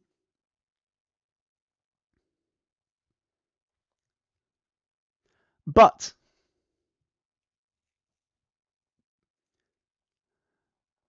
I am less convinced that the trout are the cause. Okay, can you see that I'm starting to develop an argument here? Clueless, can you say to a partial extent? Yeah, for sure, that's fine. Was that Slack Mintu? Yes, well recognized. Good spot. Is this one of the sentence starters? Kelsey, yeah, so this is your opening sentence is going to say the extent, the extent to which you agree. Sorry, guys, I'm a little bit gassy. All right, so should you mention any methods using this question, or is it just perception of the text? Emily, you are going to be doing some analysis as you go through. Okay, so notice the way that I phrase my opening sentence. I agree to some extent, so I'm going to justify it, but I'm less convinced that. Okay, so my phrasing here. Do you get marks for the thesis? Nina, yeah, because you're answering the question. Okay, so you get some AO1 marks for actually directly engaging with the question. Yeah, user, lovely point there. Satisfactory doesn't mean comfort because it's a temporary, maybe a distraction. Lovely, yeah. So satisfactory also is not particularly effusive, is it? It's suggesting that it's okay, right? So it's not hugely comforting. Mehek, what if you don't do any analysis? Well, it's difficult not to do analysis as you go through, to be honest. Dana, how do you know if your point is valid or what they're looking for? I mean, really, you're just engaging with what's being written here. You don't have to be valid or correct. You're engaging. And this one is asking about your point of view, so you can't really be that wrong. Okay, so how many words, Steezy? You don't do it by the word, realistically. Maximum marks on the thesis, Georgia. I mean, that's impossible to answer. Like that, there's no kind of set number of marks, but considering that it's out of 20 and you are answering the question with what extent, with a little bit of detail, it's going to be more than 1 mark coming from your thesis, but you're not awarded marks by paragraph. You're awarded for the overall essay or answer that you prepare. Okay, so let me just show you how I would go about doing, my first paragraph. Okay, so the reason I agree with the student is that there is a lot of evidence that Nick feels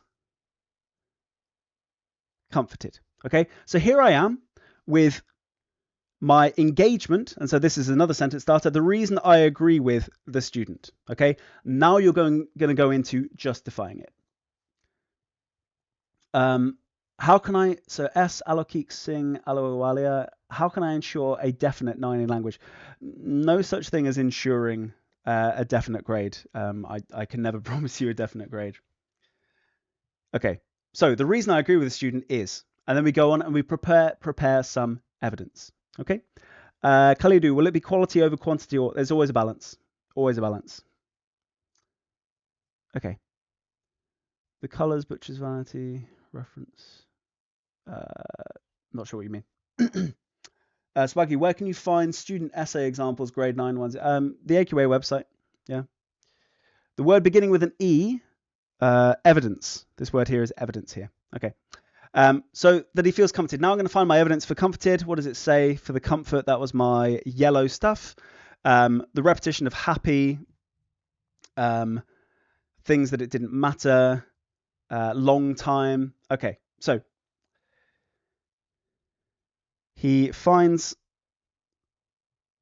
the trout a welcome sight, having not seen them in, and where's my quotation? Long time. There's my quotation, a long time. He finds the trout a welcome sight, having not seen them in a long time, and attributing to them the adjective satisfactory,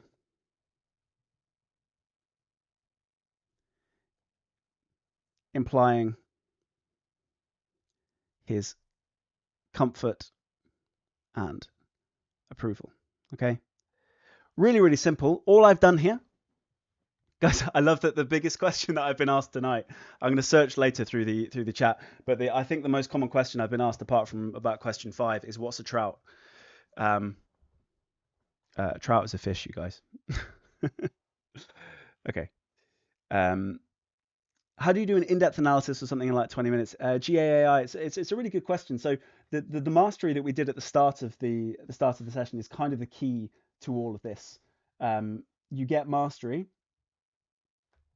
You do your mastery at the start so you can do this stuff more quickly. So you've already identified the quotations that you're going to use. So yeah. Are language devices using this question, Tamina? Yeah, for sure. Khalidu, I think I've answered this question. Will it be quality over quantity, or it's going to be a combination of both? Yeah, 2 days later, exam board is another big question from tonight. Someone's hoping we get a question on trout tomorrow. Yeah, for sure. Cool. Okay. Happy with that. So here's my first point. So the reason I agree with the student is that there is a lot of evidence. Okay. And then we're going to list that evidence, identify what it is doing. So Hatim, the structure that I'm using here is a reference to the question at the start. So a reason I agree with the student is, and then is literally just your standard analysis, the analysis that you do at any other time. But your analysis is just proving your point. And so at the end, you link back to this idea of comfort. Okay? Does that make sense? Yeah, Omega. Yeah, I know, for sure.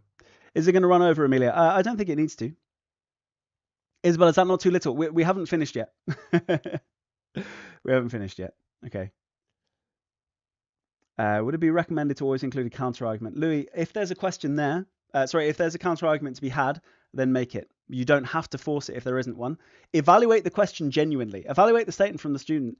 There isn't a specific way that you have to go about doing it. Eva, are we going to have another break? Yeah, we will have another break in a minute. Okay, so a reason I agree with the student is, and now I'm going to go into, just to show you the other side of things. Remember, this is not a full answer. Muzali, I would recommend doing like 20 minutes. Yeah, Daniel, there's no such thing as a structure that gets you a grade 9.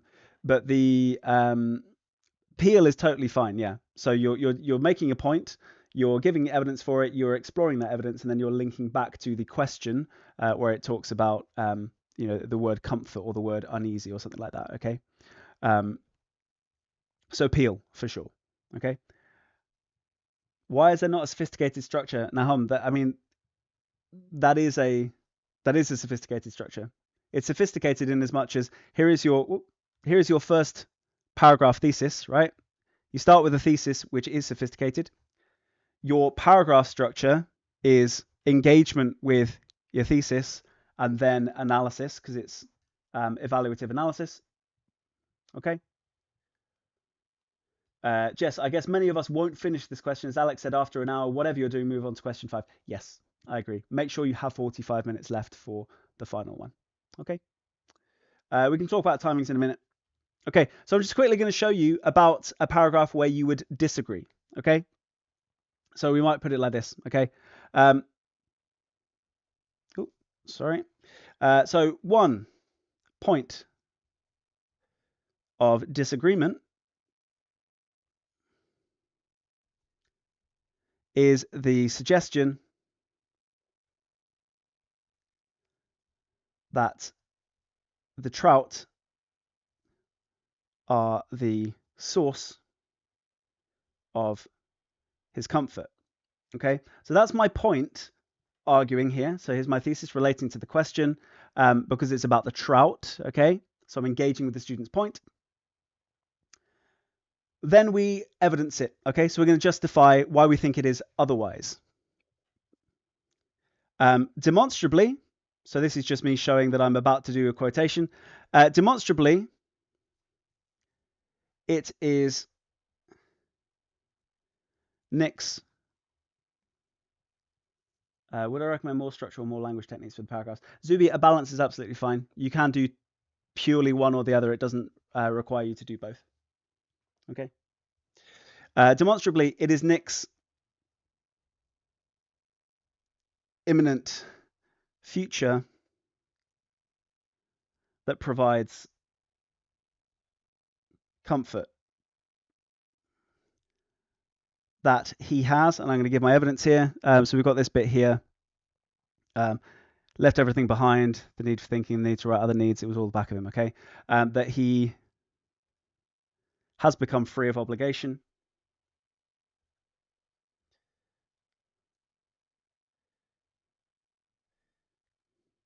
The need for thinking.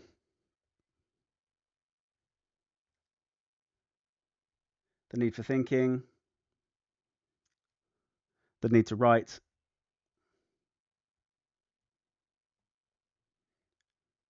Other needs. Okay, there's my quotation. Demonstrably, it is Nick's imminent future that provides comfort, that he has become free of obligation, the need for thinking, the need to write, other needs. Okay. Tamina, yes, that's what those yellow bits are. Yeah. Can you use structural techniques or just language techniques? Zahid, either or both. Absolutely fine. Ninpon 376. What grade would this answer be? It's on its way. Obviously, you don't grade individual answers, but it's on its way to full marks if we completed it, because it's doing everything that you need to do. It's doing your answering the question. It is evaluating the student's response. It's evaluating the writer's work. It is quoting. It's basically doing everything that you need. Okay, so demonstrably, it is Nick's imminent future. Someone just asked about demonstrably. Basically means that you can demonstrate it. So like provably. Sorry, I've written that terribly. Provably, demonstrably means provably. Okay. So blah, blah, blah, that he has become free of obligation, not the trout's influence alone.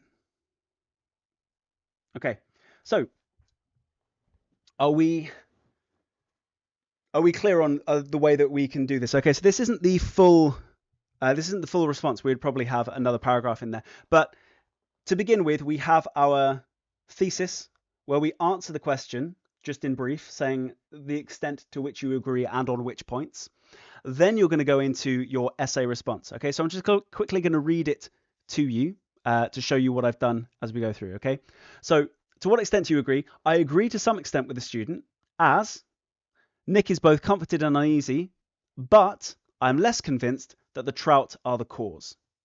And now that I've finished writing that paragraph elsewhere, I might insert the word sole or only, okay, to add a little bit more nuance. Okay, the reason I agree with the student, so here I'm signaling some agreement and I'm going to explain why, is that there is a lot of evidence that Nick feels comforted, reference to the question. He finds the trout a welcome sight, having not seen them in a long time, and attributing to them the adjective satisfactory, implying his comfort and approval. Okay, bada bing, bada boom.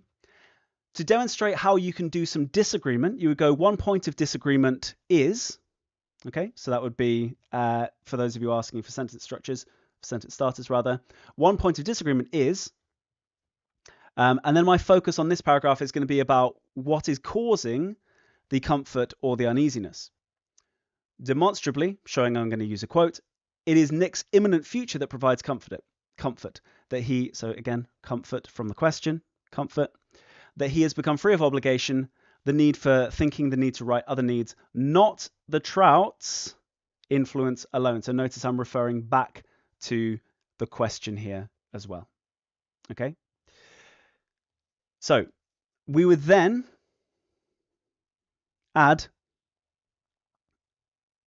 further argument. It can be either way. It can be agreeing. It can be disagreeing. It can be developing these points.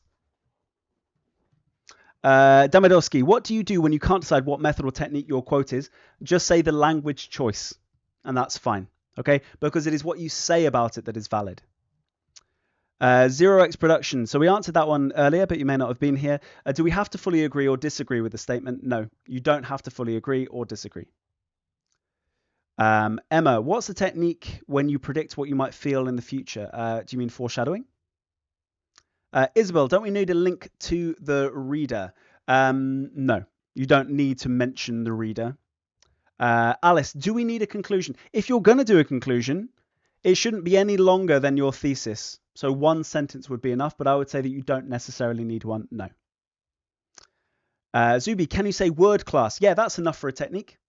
The adjective, like I did earlier on, the adjective satisfactory. Yeah. Nina, I don't know that acronym. That's a new one on me, but it could be. Would rather be clear or thoughtful to get a 6. Iyanu, what do you mean by that? What does that look like? Kesayan, yeah, so you analyze as you go to prove why you should agree or disagree. Okay? Nini, no need for reader because it's your opinion. Yeah, it's this reader, right? Angie, do we have an AI that can mark papers? We have an AI that can mark specifically language question 5. Yeah. You can do an agree and disagree 1M, 1XE. Yes, you can. Okay. So my suggestion would be, once you've done your thesis, for those of you asking about how to lay out the whole essay, I would say like this. Okay. So thesis, which is one sentence. And then I would say 3 to 4 paragraphs of your actual evaluation, okay? And there can be any ratio of agree to disagree, okay?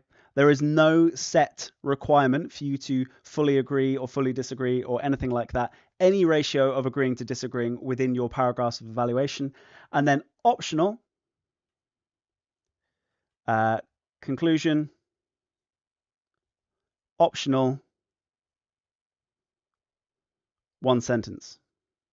Okay, that's how you would put this together to get you your 20 marks. Okay. Via, so 3 to 4. Okay.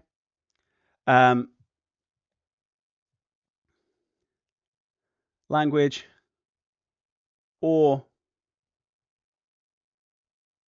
structure. Yep. Again, no requirement for a specific ratio. Brahampreet, what would you write in the conclusion? So it would be very similar to what you've written in your thesis. So something like, overall,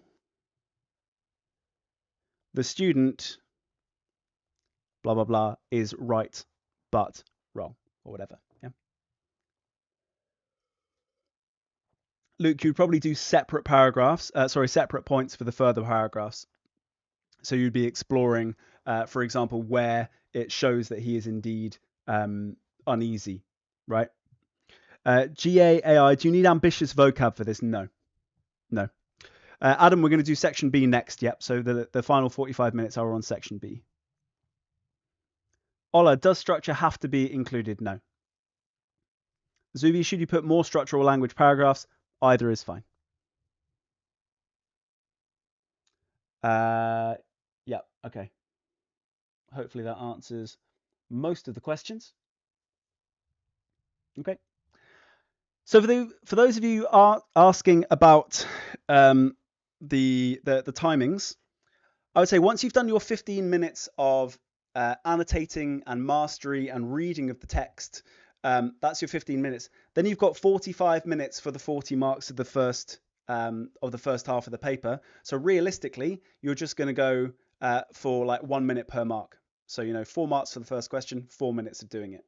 8 marks on the next question, 8 minutes of doing it. Okay, and then you have a little bit of buffer time there. So that's my advice for kind of the paper in terms of timings. Okay, so your 15 mins, that's mastery, which is read, highlight, think. Yeah. Then you're going to do 4 mins on question 1, 8 mins, question 2, 8 mins, question 3, 20 mins, question 4. If we add that up, 28, 36, 40, 55. Okay, so we have 5 mins buffer. Okay, why is it important to have a buffer? Why is it important to have a buffer, guys? Yeah, Ben, for people with extra time, just add your 20% or whatever percent you get to each of those. Yeah, check your work for SPA gradient, that's fine. For a break or to read through, to check, to recuperate, these are all valid, yeah. And it's also in case something goes wrong so that you can have an opportunity to compensate. So let's say you accidentally spent an extra 2 minutes on question 4 and an extra 2 minutes on question 2 minutes on question 1, extra 2 minutes on question 2, an extra minute on question 3, and you nailed your 20 minutes on question 4, then you've got your 5 minutes buffer. Okay, so that's a valid approach there. Okay, and more time for section B, Louis. Yeah, exactly. If you're ready to move on to section B, then you have obviously an extra 5 minutes there. Okay. Are we ready to move on to question 5? Do we need a break? Do we need a break? 5 minutes before we do section B? Sadie, I'm really pleased to hear it. Right, let me just quickly do a poll. Break. Right, vote in the poll. Don't just type yes or no in the chat. Vote in the poll. Do we need a break? It'll only be 5 minutes.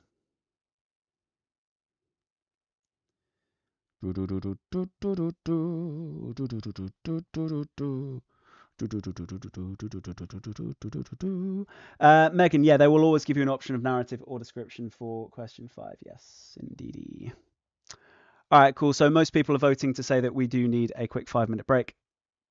So, guys, let's reconvene. Let's reconvene back at 1955. A very good year. for section B. Hopefully that helps. Guys, stop plugging other creators. It's quite embarrassing that they need people to promote it for them. I thought they had thousands and thousands of followers. How weird. Right, besties, I will see you guys in 5. Thank you. I'm just going to fill up my drink. BRB. Ciao.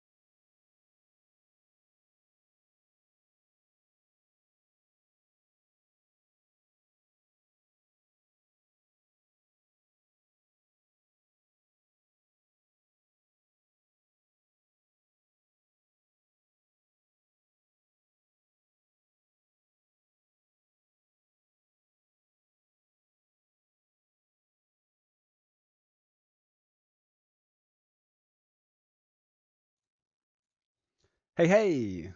What's up, you guys? Lovely to have you all back. Those of you who are asking how to leave a review, there should be an email coming to you to invite you to leave a review. I really hope that you do, and I hope that it is obviously as nice as you can make it, and I appreciate it. Steezy, do I have any pets? Yes, that is a very rough picture of my dog. Tamina, can you redeem yourself to get a grade 6 in paper 2 if you do badly on paper 1? Yeah, for sure. For sure. I've seen that happen before. Obviously, it depends how badly you do in paper 1. But yeah, it can be possible. Those of you asking to see the dog, I'm not sure where he is right now. So if he turns up, then I will bring it in. Yeah, Vanny, yeah, totally. If you do leave a review, please do mention my name, which is Louis, by the way. Okay, so here's what question 5 looks like. Okay, so it will always give you some absolute nonsense point at the top where it will say your local newspaper or something like this. It will say your local newspaper is running a creative writing competition. All the best entries will be published. Ignore it. Okay? It's just trying to give some context that is completely irrelevant to us. Okay? Thank you, Shannon. Appreciate that. Okay. Yet more fish. I know, Mintu. We got another trout. This guy is called Troutson. Okay. So you are given the option. Either write a description of a river or write a story about a time you did something surprising.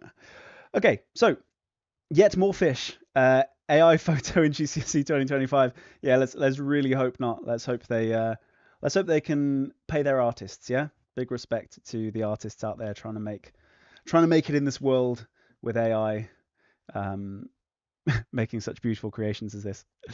Okay, so what we're going to do is we are going to take this approach. We're going to plan both, right? And then we're going to choose one to actually kind of do a little bit of writing up. Okay, so if we were going for the description of the river, what sorts of things would we need to consider? Okay. Nini, what would I recommend? I tend to prefer personally doing the description. But I've seen students do equally well with either response. Okay. What's the structure for question 4, Ollie? Rewind the stream, and if you're still not quite clear, then I'll answer at the end. Okay. The other fish, sensory. Okay, so sensory, right? So let's make a quick point about sensory language. What do we mean when we say sensory language? What do we mean when we say sensory language? What are we talking about?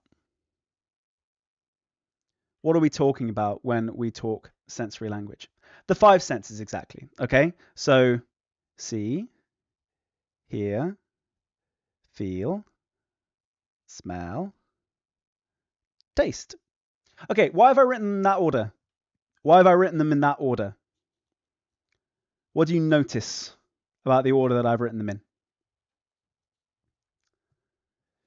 Christinium, 6 senses, love it. It's the order that you experience them, right, guys? So the key thing to think about is that we are human beings, right? So most of what we experience through the world is through seeing. But we do have good ears, and we feel things. We smell things a little, but we very rarely taste things. So in terms of ratios in your response, don't feel the need to do all, okay? The advice I always give when I'm talking about using sensory imagery in creative writing is don't eat yellow snow. Okay, so what do I mean by that? So let's say you're describing a snowy scene and you see some yellow snow on the ground. Realistically, you're not going to go up and lick that yellow snow to find out how it tastes. You're not going to do it. You might describe the sight of it. You might describe the smell of it if you're feeling particularly disgusting. But realistically, characters experiencing the world don't taste most things. So I'm just going to say really, really clearly, do not feel the need to do all of them. Now, lots of people can say, well, sometimes you can taste the air. Yeah, fine. And let's say you're in a bakery. Maybe you do taste something. Absolutely fine. But don't feel the need to. There is no requirement to do all 5. Okay. What other top tips might we have for answering this question? Why is the fish the same size as the bridge? I think it's supposed to be perspective. I think this is close to us. We're at the surface of the water, like here. But I don't know. GAI. Yeah, I mean, you can surprise the examiner for sure, but I wouldn't advise. All I'm saying, I'm not saying don't include taste. I'm saying don't feel like you have to. That's all. Okay, so people talking about sight and color. One of the most interesting things that people can do is enhance their color imagery. So I saw some people who started straight away by showing me a sentence that they thought was quite cool. If you want blue, step it up. What could we do better than blue? Because obviously there's loads of blue in this picture. That's why I picked blue. Right? What are we going to do instead? Yeah, azure. Or cornflower blue. Or aqua. Aqua, apparently. Or cobalt blue. Yeah, for sure.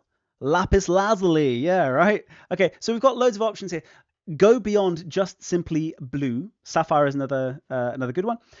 So quite simply, upgrade your color vocabulary.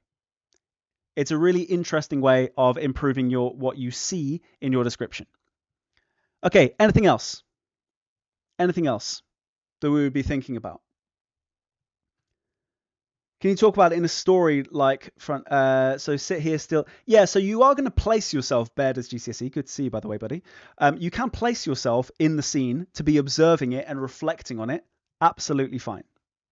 You could do it like a guided tour, Tamina, exactly. So you can wander through this place, but don't talk too much about the events. Okay, 0x Productions, fantastic question. What are the common mistakes on question 5?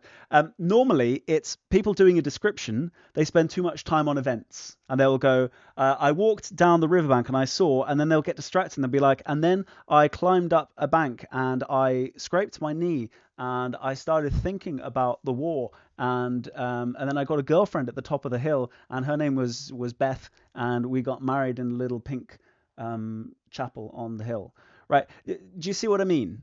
It's very easy for students to get distracted by going into a story rather than doing the descriptions that are in front of them. Okay? Yeah, W plot. Love that one. Abrupt shifts. Beth sounds great. Yeah, Beth is great. We love Beth. Is it in color in the exam? Emmanuel, it's a good question. You will add the color. So usually it'll just be photocopy. Focus on the fish. User, yeah, for sure. Can you make up parts of the image? Yeah, Rui. So remember it says, as suggested by this picture, go beyond, okay? You don't even need to refer to anything in the picture whatsoever. Adrian, Beth is made up. Don't you worry. Okay. Samlot, you can select 5 areas and write a paragraph on each. Yeah, for sure. Okay, so if you're thinking about structure, you can do... So if you want 5 paragraphs, that's 4. So you could do one on the sound. You could do one on what's under the water. You could do one on what's going on the surface. You could do one of the bridge. You could do one in the sky looking down, right? That's purely arbitrary, but I would recommend doing this little bit of your plan where you think, okay, what are my paragraphs going to focus on? All right, can you do it from the fish's perspective? Yeah, for sure. For sure. Why not? Why not? It's Mark 2. Would pulchritudinous be flagged by AI? Why? What for what? For like plagiarism? I mean, no, you can't you can't copyright a word. You can't have artistic ownership over a word. So no. Alex, could they give you 2 descriptions? Now they'll give you 1 of each. Blob, blob, blob, blob, said the fish. Lovely, Adrian. Beautiful. Okay, so I would recommend doing plan. Now this is purely arbitrary, right? But it is telling me where to focus for each of my paragraphs. Now, why do I recommend, and this is something I would recommend fixing, why do I recommend starting with sound? and nothing that you can see. Why is this a really smart move? Why is it a really smart move? Lithium, no, you can't copyright language. Okay. Easiest and linked to other senses, maybe. Sensory imagery is top band, maybe.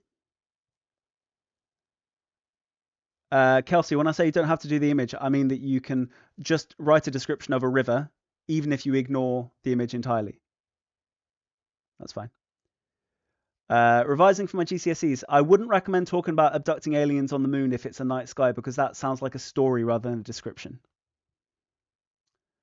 Right, so guys, the reason that I recommend starting with sound is it because it creates atmosphere and it is unusual. What do you think the first two words are? Let's say we're given this image. What do you think is the most common opening two words that an examiner will see? What do you think? Well done, guys. The fish. Right. Now, this is going to be a no-go. Okay. It's so easy to just focus on the obvious things you see in the picture. So maybe it would be the fish. Maybe it would be the bridge. But if you're starting just with these obvious visual images that take up 90% of the picture, it's going to be a bit boring. So be a little bit more interesting and start by setting the scene, setting the tone with your atmosphere, and being slightly more unusual by starting with sound. That's just one thing that I would always recommend doing. If you're doing the description, start with the sound. You can mention the fish, of course you can. You can mention the fish, you can mention the bridge, you can mention everything that's in the image if you want to. Just don't start with it. Because it's really, really dull for an examiner. I can tell you from experience, having marked this question on 3 separate occasions, like 3 separate years doing just question 5, it is absolutely soul destroying and mind numbing to see the exact same things focused on in every single one. Okay. Beautiful. Sentence started with sound. Millie, just go in with the sound. Yeah, if we do this question, Swaggy, I'll show you what this looks like. Okay. All right, or write a story about a time you did something surprising. So what is going to be our approach or guidance for this question? What do we think? Thank you, Jonathan. Appreciate that, bro. So let's say we've got our 5 paragraphs again. So I'm just going to put that little structure there. By the way, you don't have to do 5 paragraphs, but usually it's enough. The voice. Thank you. Am I a harsh examiner, Giovanna? No, I think I'm very fair. I follow the guidance very closely. Okay, so do you think it has to be true? Do you think your story has to be true?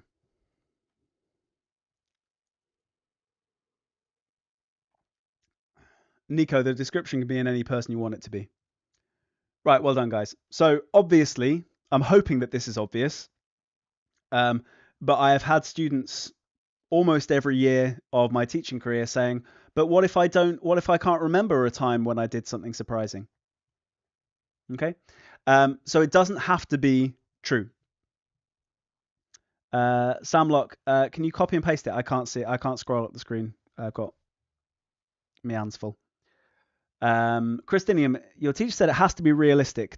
Is this true? Not for this question. No, doesn't have to be realistic. For the paper 2, if you're making up statistics and facts, they should sound realistic. That's probably what you're remembering. The actual fictional story you're creating can be as far-fetched as you want, as long as you don't ruin the tone by making it sound silly. Matthew Elliott, that's a nice structure to use for description. Yeah, I like that one. I've seen it. I've seen lots of teachers use that one over the years. Mackenzie, for the description, could you do setting? Sorry, for the steps, could you do setting character, zoom in on object they have, shift, impact to the shift, and return to section 1? Yes, if you can link that to it being something surprising. James, what if I write a 40 out of 40 story that's not related to the question? It won't be 40 out of 40 anymore, basically. Okay. No, when I say true or fiction, it is going to be fiction. It's just because the question says a time you did something surprising. It doesn't have to be a true story from your life. You can make it up entirely. Revising for my GCSEs. Can I talk about me going into space if this comes up? Yeah, for sure. For sure. Kelsey, yeah, I like the drop shift zoom leave it thing for description for sure. Tamina, a character shifting weather and a cliffhanger, is that okay? Yeah, that's fine as a general structure to use. All right, is it true that you're at a disadvantage if the examiner marks your paper after someone who got full marks, for example? No, because realistically, we'd be marking so many in one day that they don't really stand out that much. Can you add illustrations, JC? No. Can you use swear words? Wouldn't recommend it. No. Shaliza, you always write about something dark to intrigue the examiner. I mean, as long as it's good writing, but don't feel like you need to be dark to intrigue them. Just write good stuff. Okay. Alex, I think it was all a dream. Easiest grade 9. No. Do you get a picture to write about? Blaze, only for the description. Maharshi, I don't recommend ending with a cliffhanger unless you're doing a cyclical structure. So for those of you asking about cliffhangers, you can do a cliffhanger if you start with, start, flashback, and then back to the start again.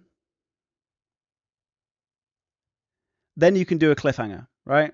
So one of my favorite stories that I've marked over the years, a student started with the sentence, "Is this how I die?" And then they're hanging from a cliff, so literally a cliffhanger. And then they do a flashback building up to how they got to that point.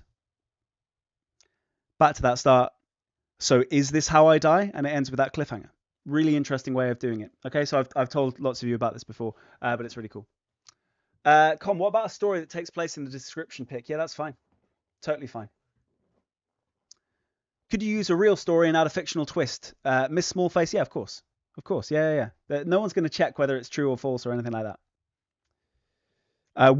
So Braham Preet, good question. Will bad handwriting lower the marks you get as the examiner is less likely to award high marks? No. So if it's legible, then it will be marked like any other one. If it's illegible, then it's likely you would already have word processing options because your teachers would have spotted it over the years. If you think your handwriting is bad, believe me, we'll still be able to read it unless you have been, like I said, issued a scribe or a word processing document. Okay. Ambitious vocab we'll drop in as we go, Eve. Yeah, definitely. Why shouldn't you pre-plan your story? Condolesa, Jerry. Because I'm just going to be completely honest with you. When I've seen it done, and this is just purely based on my experience over the years, I have seen it done almost invariably very badly. And it's where students are desperately trying to make it fit with the question, and you can tell. Now, you could argue that maybe I've seen some over the years where a student has done that and I couldn't tell, but I would never recommend it, and I'm not going to recommend it to you guys. If you've already decided to do that, then go ahead, live your best life. I believe in you, okay? But I don't recommend it because most of the time students struggle to make it fit to the question, and if it's not fitting with the question, then you're going to lose out on a bunch of AO5 marks, okay? But you can have some things that you preload. You can have like vocabulary you're going to make sure that you use. You're going to have maybe a really cool sentence that you think can be quite versatile. Maybe if you're doing a story, a specific character that you're going to introduce, as long as you can find a way of slotting it in. But a whole story, you'll spend so much time just fiddling with it and making it lose its impact if you're just adjusting it. That's just my feeling. Okay. Georgia Rose, best tense to write in, past. Don't do present tense because you'll lose it. That's my experience of marking for years and years. Whenever you see students start in the present tense, they almost inevitably slip into the past tense at least 2 or 3 times, and it really upsets the AO6. Okay. If you're really confident in doing present tense, then stick with it, and if you're confident, then by all means smash it. But past tense is just safer. Farah, yeah, we're going to drop in ambiguous vocabulary as we go. Josh, for the description, I wouldn't start with "this is how I die." It's too narrative. Do you have to stick to a tense? Football fanatic, yeah. Unless you're doing it really cleverly, I would advise sticking to one tense. You're not going to get more marks for varying it, and you're more likely to miss out on marks for AO6 if you slip out of tense wrongly. Okay.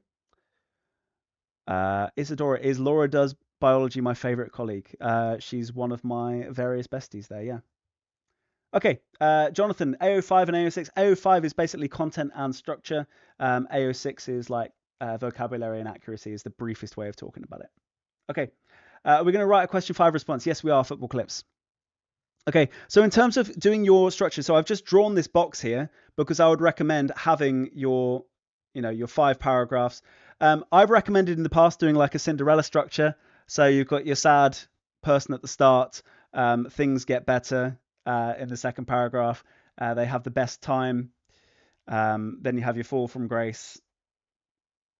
And then you have a recovery. But there are so many ways of doing stories. You've seen the kind of falling, rising action, denouement, etc. They all work and they're absolutely fine. But all I would recommend doing is having a plan here where you dictate what's going to be in each paragraph before you start. You don't need to do any more planning than that.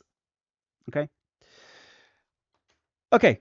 So what we're going to do now is we're going to vote on which question we want to do for the remaining 15 minutes. We'll kind of start. We might run over if you guys want to stick around. But as a poll, we're going to do. So don't just type in the chat. Just describe the river. Narrate about the surprise. Okay, so vote in the poll.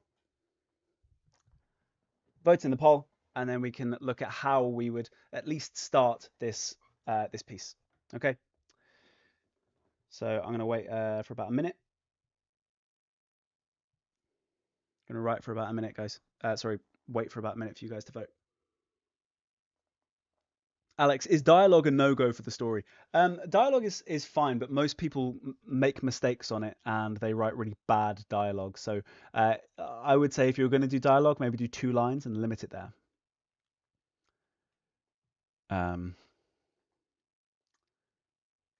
Tamina, yeah, that could work. Yeah. ZY, is it fair that your English teacher says no one deserves full marks and that he can make grade 9 answers feel like grade 6 just because he gets a vibe? It doesn't sound very fair from how you're describing it now. Brahampreet said, my teacher said, if the question asked the basic story in the near future or past, just writing the opening line, it was the year 3000 or it was the year 1923, will fit the question. Yeah, but you're not going to get a question that says write a story in the near past or future because that's not a detail. Like that's not a focus. That makes no sense. You wouldn't get a question that says that. Shaliza, how do you make mistakes with dialogue? People make all the mistakes, so they forget to do new speaker, new line. They put punctuation outside of the speech marks. They have speech tags with random capitals in them. Basically, it's chaos, and I don't recommend it. Nahum, what did I get in my GCSE? I got straight A stars in my GCSE, apart from an A in drama. And that was 16 years ago, when you guys were not even born yet. Crazy times. Crazy times. Okay, so it looks like we've just about won with the description. What did I do for my A-levels? I did English language, English literature, Spanish, psychology, and an EPQ. Okay, some of you guys were born 16 years ago, exactly. Okay, guys, so we're going to start with our description of the river. So what's our first paragraph going to be about? Who can remember? Is this going to be a grade 9 description? Safi, yeah, that's the goal. Right, we're going to start with sound. Okay, so paragraph 1 is going to be on sound. As per our plan, we're going to do our first paragraph on the sound. So what can we hear? Now, the important thing about a paragraph on sound is that you don't describe anything that you can see.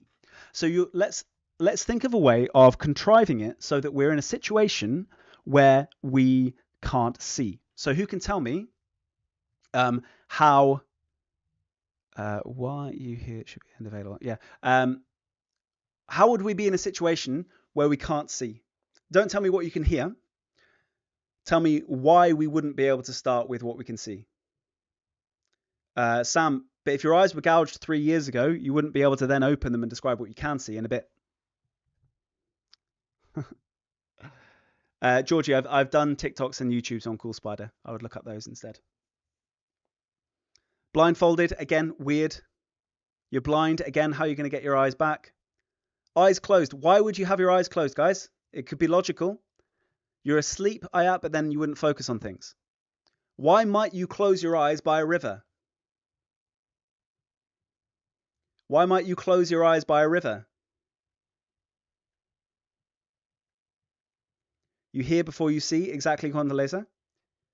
Blinded by the sunset, fell through a bush.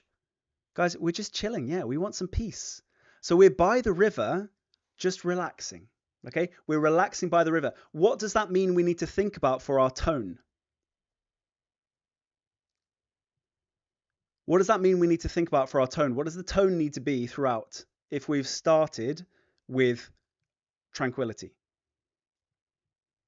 It's going to be calm. Thank you, guys. Spot on. It's going to be tranquil throughout. Okay. Now, if we do want to add in some more drama as we get there, thank you, Adrian. Appreciate that. If we do want to add some drama in, we can do that maybe a little bit later on, but that's more of a narrative technique. Teddy, how much do I bench? When I was competing, 180 kilos. All right. So we're going to start with our eyes closed. Okay. And it's going to be peaceful. And we're going to go in. All right. So our opening sentence. Jess, I'm surrounded by a cacophony of birds chirping, having conversations nobody can understand. Everyone listens in admiration and comfort as birds bring solitude. Love that one. Okay. So why not start with a very brief sentence? Do I bench more than Neil? Yes. But we're not going to talk about that. Do we have to indicate which one you choose in a specific way? Zara, no, actually, you don't have to.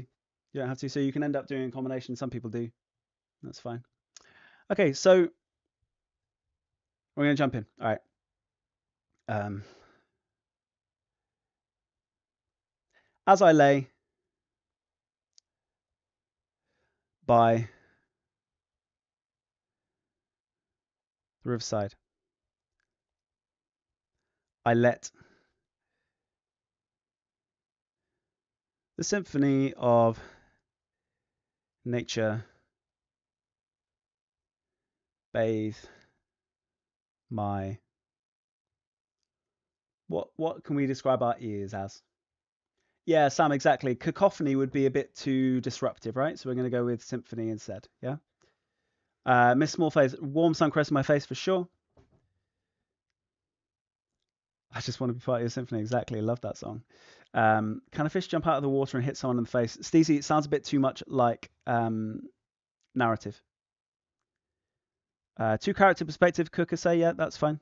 Kukase, yeah. Bathe my soul. Vocal receivers, ethereal, yeah, fine. Okay. As I lay by the riverside, I let the symphony of nature bathe my... How are we going to describe our ears?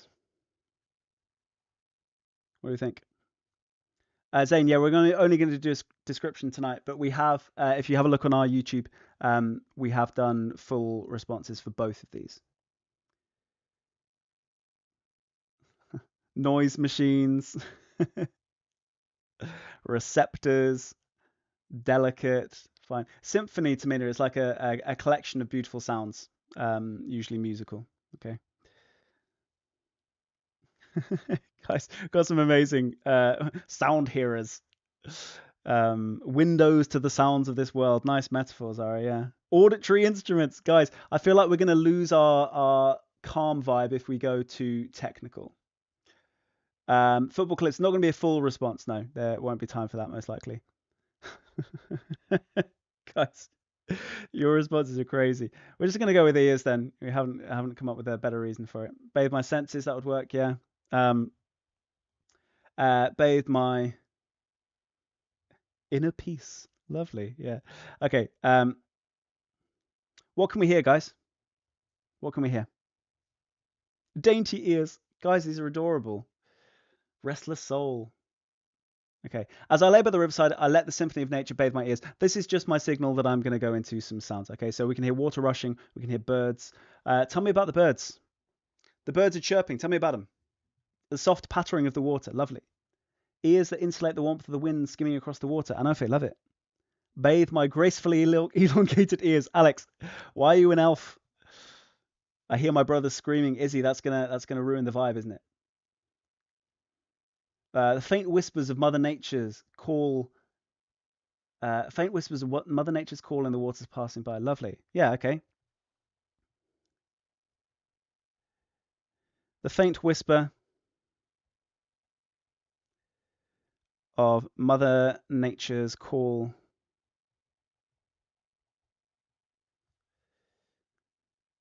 Guys, give me a verb for sound that we can hear. Give me a verb for sound that we can hear. Sadia, we're doing description. We can use semicolons, Farah. We're going to do that, yeah. Whispering, chirping. But chirping is too specific. Muttering. Undulating noises, Parry, love that one. Murmuring, love it. Dissipating through the air, Teddy, nice. Yeah, let's go with that one, yeah.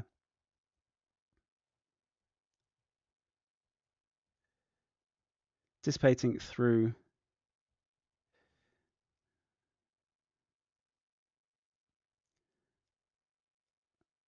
The faint whisper of Mother Nature's call dissipating through the atmosphere.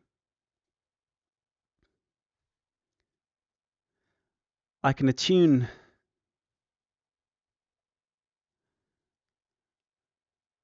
my focus to one murmur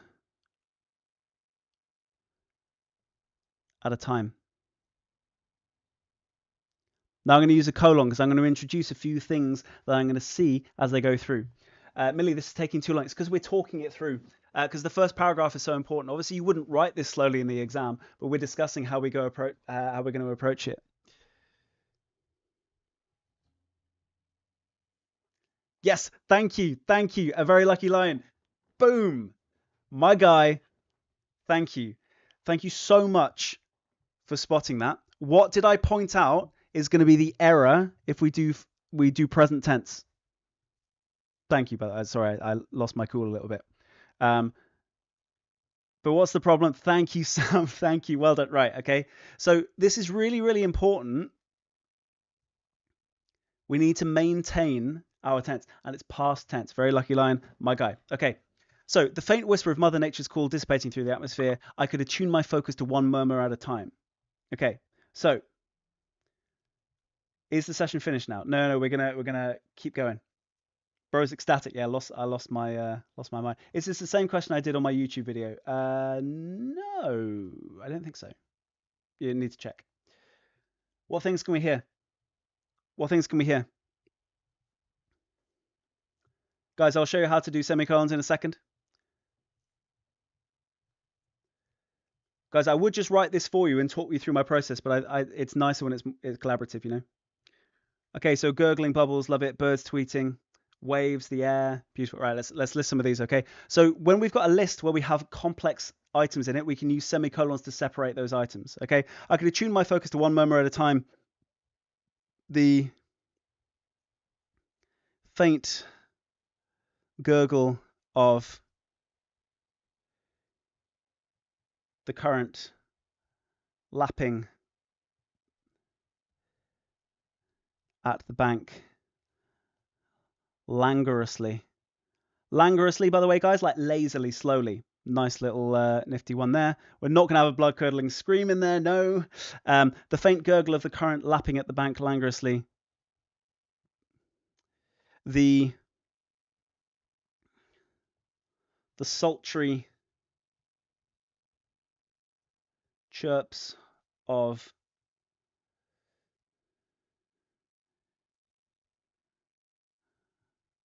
the birds dazed in the summer heat. So notice how I'm using semicolons here. This is just a way of kind of demonstrating your vocabulary, your punctuation skill. I'm introducing a list, okay? One murmur at a time, introducing my list, so colon. And then I'm separating the items in my list with semicolons because they're complex ones. We would do commas if they were shorter. Okay. You can describe exactly what you can see in the image. That's absolutely fine, but it's not going to be a high level response. Okay. Soft babbling of the creek. Love that, Shanza. Yeah. So I could attune my focus to one murmur at a time. The faint gurgle of the current lapping at the bank languorously. The sultry chirps of the birds dazed in the summer heat. And the tentative tugs of a gentle breeze.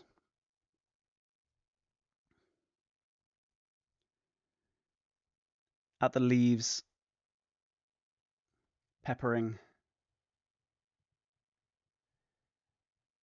the boughs above my head. Okay, what do you notice? Hopefully you do notice. What do you notice about the tone here? Languorously, dazed, gentle, tentative. What do you notice about it? Is the sentence not too long? No, it's deliberately long because we're going to have a short sentence straight after it. It's calm, exactly. It is lazy. It is peaceful. It is idle. It is all of those things, and that's kind of the point, okay? To me, the tentative means that you're not going in too forcefully. Sultry is kind of like almost flirty, yeah? It is tranquil, exactly. Now, what would be a perfect opportunity, guys, to open my eyes? What would be a good thing to open my eyes at this point? Swaggy, are we expected to use high-level words like these, sir? Yeah, we are. Absolutely. A new sentence, a bird lands on me, a volta, Farah. Exactly. We're going to change the tone now at this point. So the splash of the river, love that one. Okay, hear a splash in the water. A couple of people mentioning that. Okay. Suddenly, a splash in the river near my outstretched toes.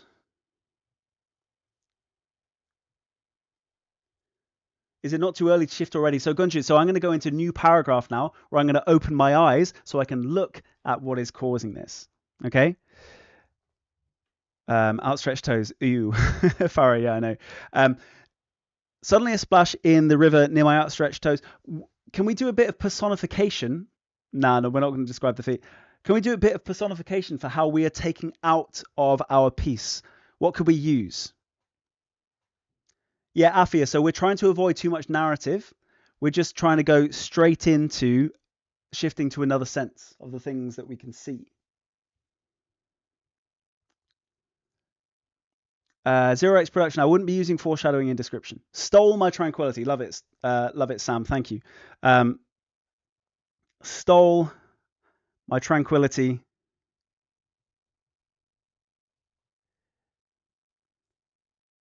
by force. I dragged. No, dragged isn't good enough. I'm going to go with heaved. I heaved my eyes open to behold the scene. Okay. What's good about the ending of that paragraph? Daisy, you're watching Mr. Everything English. I feel so bad, sir. I'm sorry. The betrayal, Daisy. No, it's fine. It's fine. I respect it. The guy makes some good content. It's all good. It links to the next one exactly. So this is our cohesive paragraphs. So remember for AO5 and AO6, AO5 and AO6 both mention paragraphing, okay? So paragraphing is really important because it's double weighted, okay? Both AO5 and AO6 can award you marks for the way that you paragraph things, okay? So I've got this cohesion, and I'm now going to be beholding the scene in my next paragraph, okay? So how am I going to start my next paragraph? Remember, we don't want to be drawn into narrative, so we're not going to do a bunch of this suddenly and events. Talk about mermaids. Nice. No paragraphs caps you at a grade 3, Amber. It's not as specific as that, but it's a fairly good gauge. Alex, I mean, I've used a few bits of ambitious vocabulary already.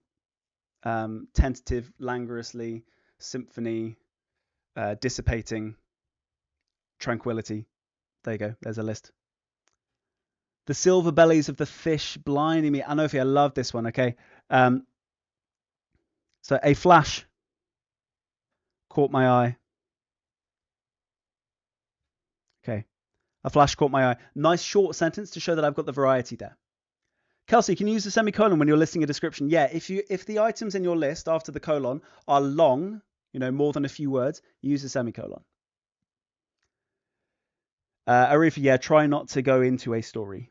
Nahom, what happens if our vocab isn't like mine? So this is ambitious vocabulary. Whatever vocabulary you can slot in that is impressive is going to be gaining you marks for AO6. Okay. A flash caught my eye. The shimmering bellies. I love that. I can't remember who it was who said it, but I loved it. The shimmering bellies of iridescent fish scales caught the sun, dazzling me. Okay, so then I'm going to go into describing the site. Okay, can you do a short paragraph of structure? Hassan, what do you mean? You don't write about structure because this is creative, right? No name gems. Does the top level vocab have to be sustained throughout? No. I mean, essentially, you're going to get marks for any time you use your high level vocabulary, assuming that it is accurate and relevant. Arifa, isn't what I'm doing kind of like a story because it's not only picture based, right? Yeah. So you don't need the picture most of the way through, as long as you are describing a river. I'm not telling a story, but things need to happen. Otherwise, I'm not going to be able to push my description on. Okay. Effervescent is a great word, Alex. Yeah. Iridescent means kind of shimmering, glowing kind of thing. Okay. Spools of suffering set out in order rows of dead fish. I feel like I have seen that phrasing before revising for my GCSEs. It's very nice though. Okay, guys. Obviously, we're not going to write the whole response. We've talked about how we have structured this piece. Okay, so we're starting with the sound. Notice how it seemed more relevant to me to be looking at what's on the surface of the water, but maybe I will go underwater in this paragraph, then to the surface, then to the bridge, then to the sky. This is purely arbitrary, by the way, but we've done the plan. We're going to follow it as we go through. Okay. And this first paragraph, it has set my atmosphere. Then I've linked my paragraph onto the next one. We're going to sustain this thing throughout. Nahum, would the examiners know if you use the exact one? No, because this is the first time it's been written. Guys, I am going to let you go. We've run over by about 8 minutes so far, but I'm going to give you guys an opportunity to ask a few more questions before I wrap up for the evening. I also want to show you guys a really special thing that we've been working on behind the scenes, which is a bunch of study notes for every single question in the exams. Okay, so we've been working on some study notes. Been working really hard in the background for these. You'll be able to use them for tomorrow's exam and for the exam in June for language paper 2. We've written full guides to every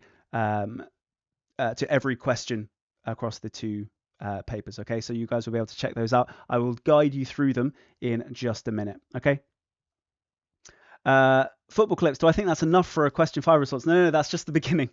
That's just the beginning. Okay, so as I said, I'm just showing you how to start it, how to slot in the vocabulary, how to show off your punctuation, how to link your paragraphs together. I'm not going to write the full response because it's just going to be more of the same. Okay. Air India. Honestly, I've seen an equal number of good responses for both the story and the description. I prefer doing the description. I think that people write description better than they write stories in general, unless they are really gifted writers. Okay. If you do a 2-character perspective, should you have an intro to the world, an outro, cliffhanger, and to the events described by the characters, Flashbacks and tense would be present tense. Yeah, for the flashbacks, for sure. If you can control that change of tense, cooker, casse, then yeah. Khalidu, do I think the pitch will be indoors or outdoors? No idea. It's more often outdoors, but no. No way of knowing. I don't do descriptions. Sorry, I don't do predictions. I do descriptions. Daniel, I'm so pleased to hear it. Yeah, let me know tomorrow how you did. Just find my TikTok. It's at Louis Does English, and let me know how you found the exam tomorrow. I'm going to do a TikTok in the morning as well, asking how things went. Could you do a description in your story, Farah? Yes, and I would highly recommend it. As long as it's not just a description, but it should be part of any narrative. Yeah. Shanzay, it's usually easier to write in the first person. Yeah. Can you use quotes from the poetry, or will your examiner laugh at you? I mean, I wouldn't recommend it. It's going to look like it's unoriginal rather than appreciative. So I wouldn't recommend it. Okay. Zara, for this one, can you not just end on the surprising thing, or you did, or does it have to act as a cliffhanger? That's an interesting idea. Yeah, you could end with your surprising thing and kind of like leave it up to the audience to react. Yeah. Can you combine the two? Sienna, yeah, sort of. Yeah, that can be done. Arifa, you don't have to specify which question you're doing, which is why some people end up combining them. Isla, that's really great to hear.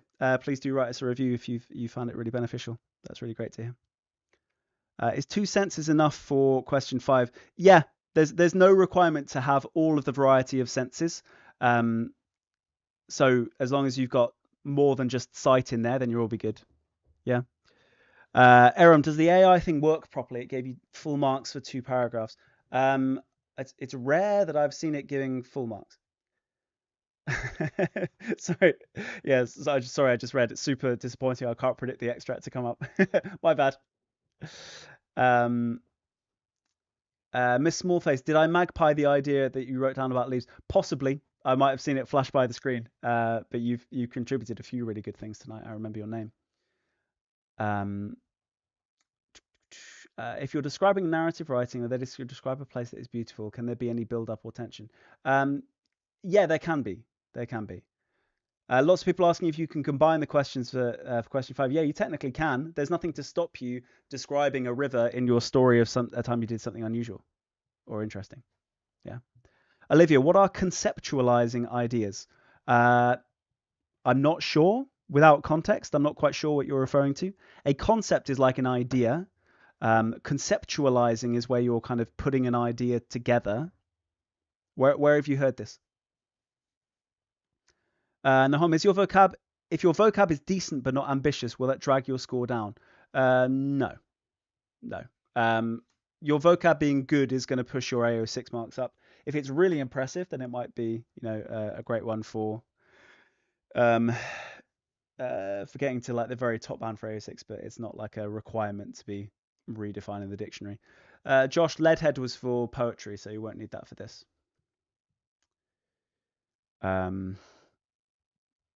All right, guys. How do you leave a review? There should be a link in your email confirmation to Trustpilot. If not, just look us up on Trustpilot.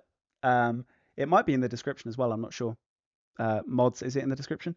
But if you just type in my headspace on Trustpilot, you can chuck it in there. Okay. Swaggy, what made no sense? Was it something I said? My apologies. I'm trying to read all of the questions as well as answer the questions. Nice one, guys. There will be an email inviting you to leave a Trustpilot review. Please check it out. The workbook should be attached or on your documents. Tasveed, is polysyndeton a language or a structural feature? It's more of a structural feature because it's the number of those connecting phrases that you use. Guys, anything that you've missed or anything that you want to ask,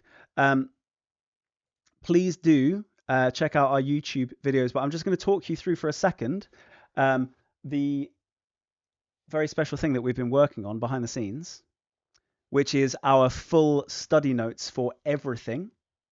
Our full study notes for everything for English language and literature. Obviously, you've done your literature stuff, but literature is there. For language, we have Paper 1, Section A, a full guide on how to answer the question, including videos from Alex and from me. A full guide for question 2, talking you through exactly what to do for question 2, and then modeling it. A full guide for question 3, the structure question. There is Cool Spider defined for you guys, those of you who were asking earlier. An example question and a model answer with all of the details there, plus a full video on each of them. There's also question 4, how to approach the evaluation, with full details and a model answer with a practice response, full videos from Alex there. There's also on section B for question 5, how to approach section 5, with all of the details there and the approach that we can take. There's also a way of clicking through to the different parts. If you want to go straight to the videos, you just click on the arrow and it'll take you straight to those videos with Alex and with me.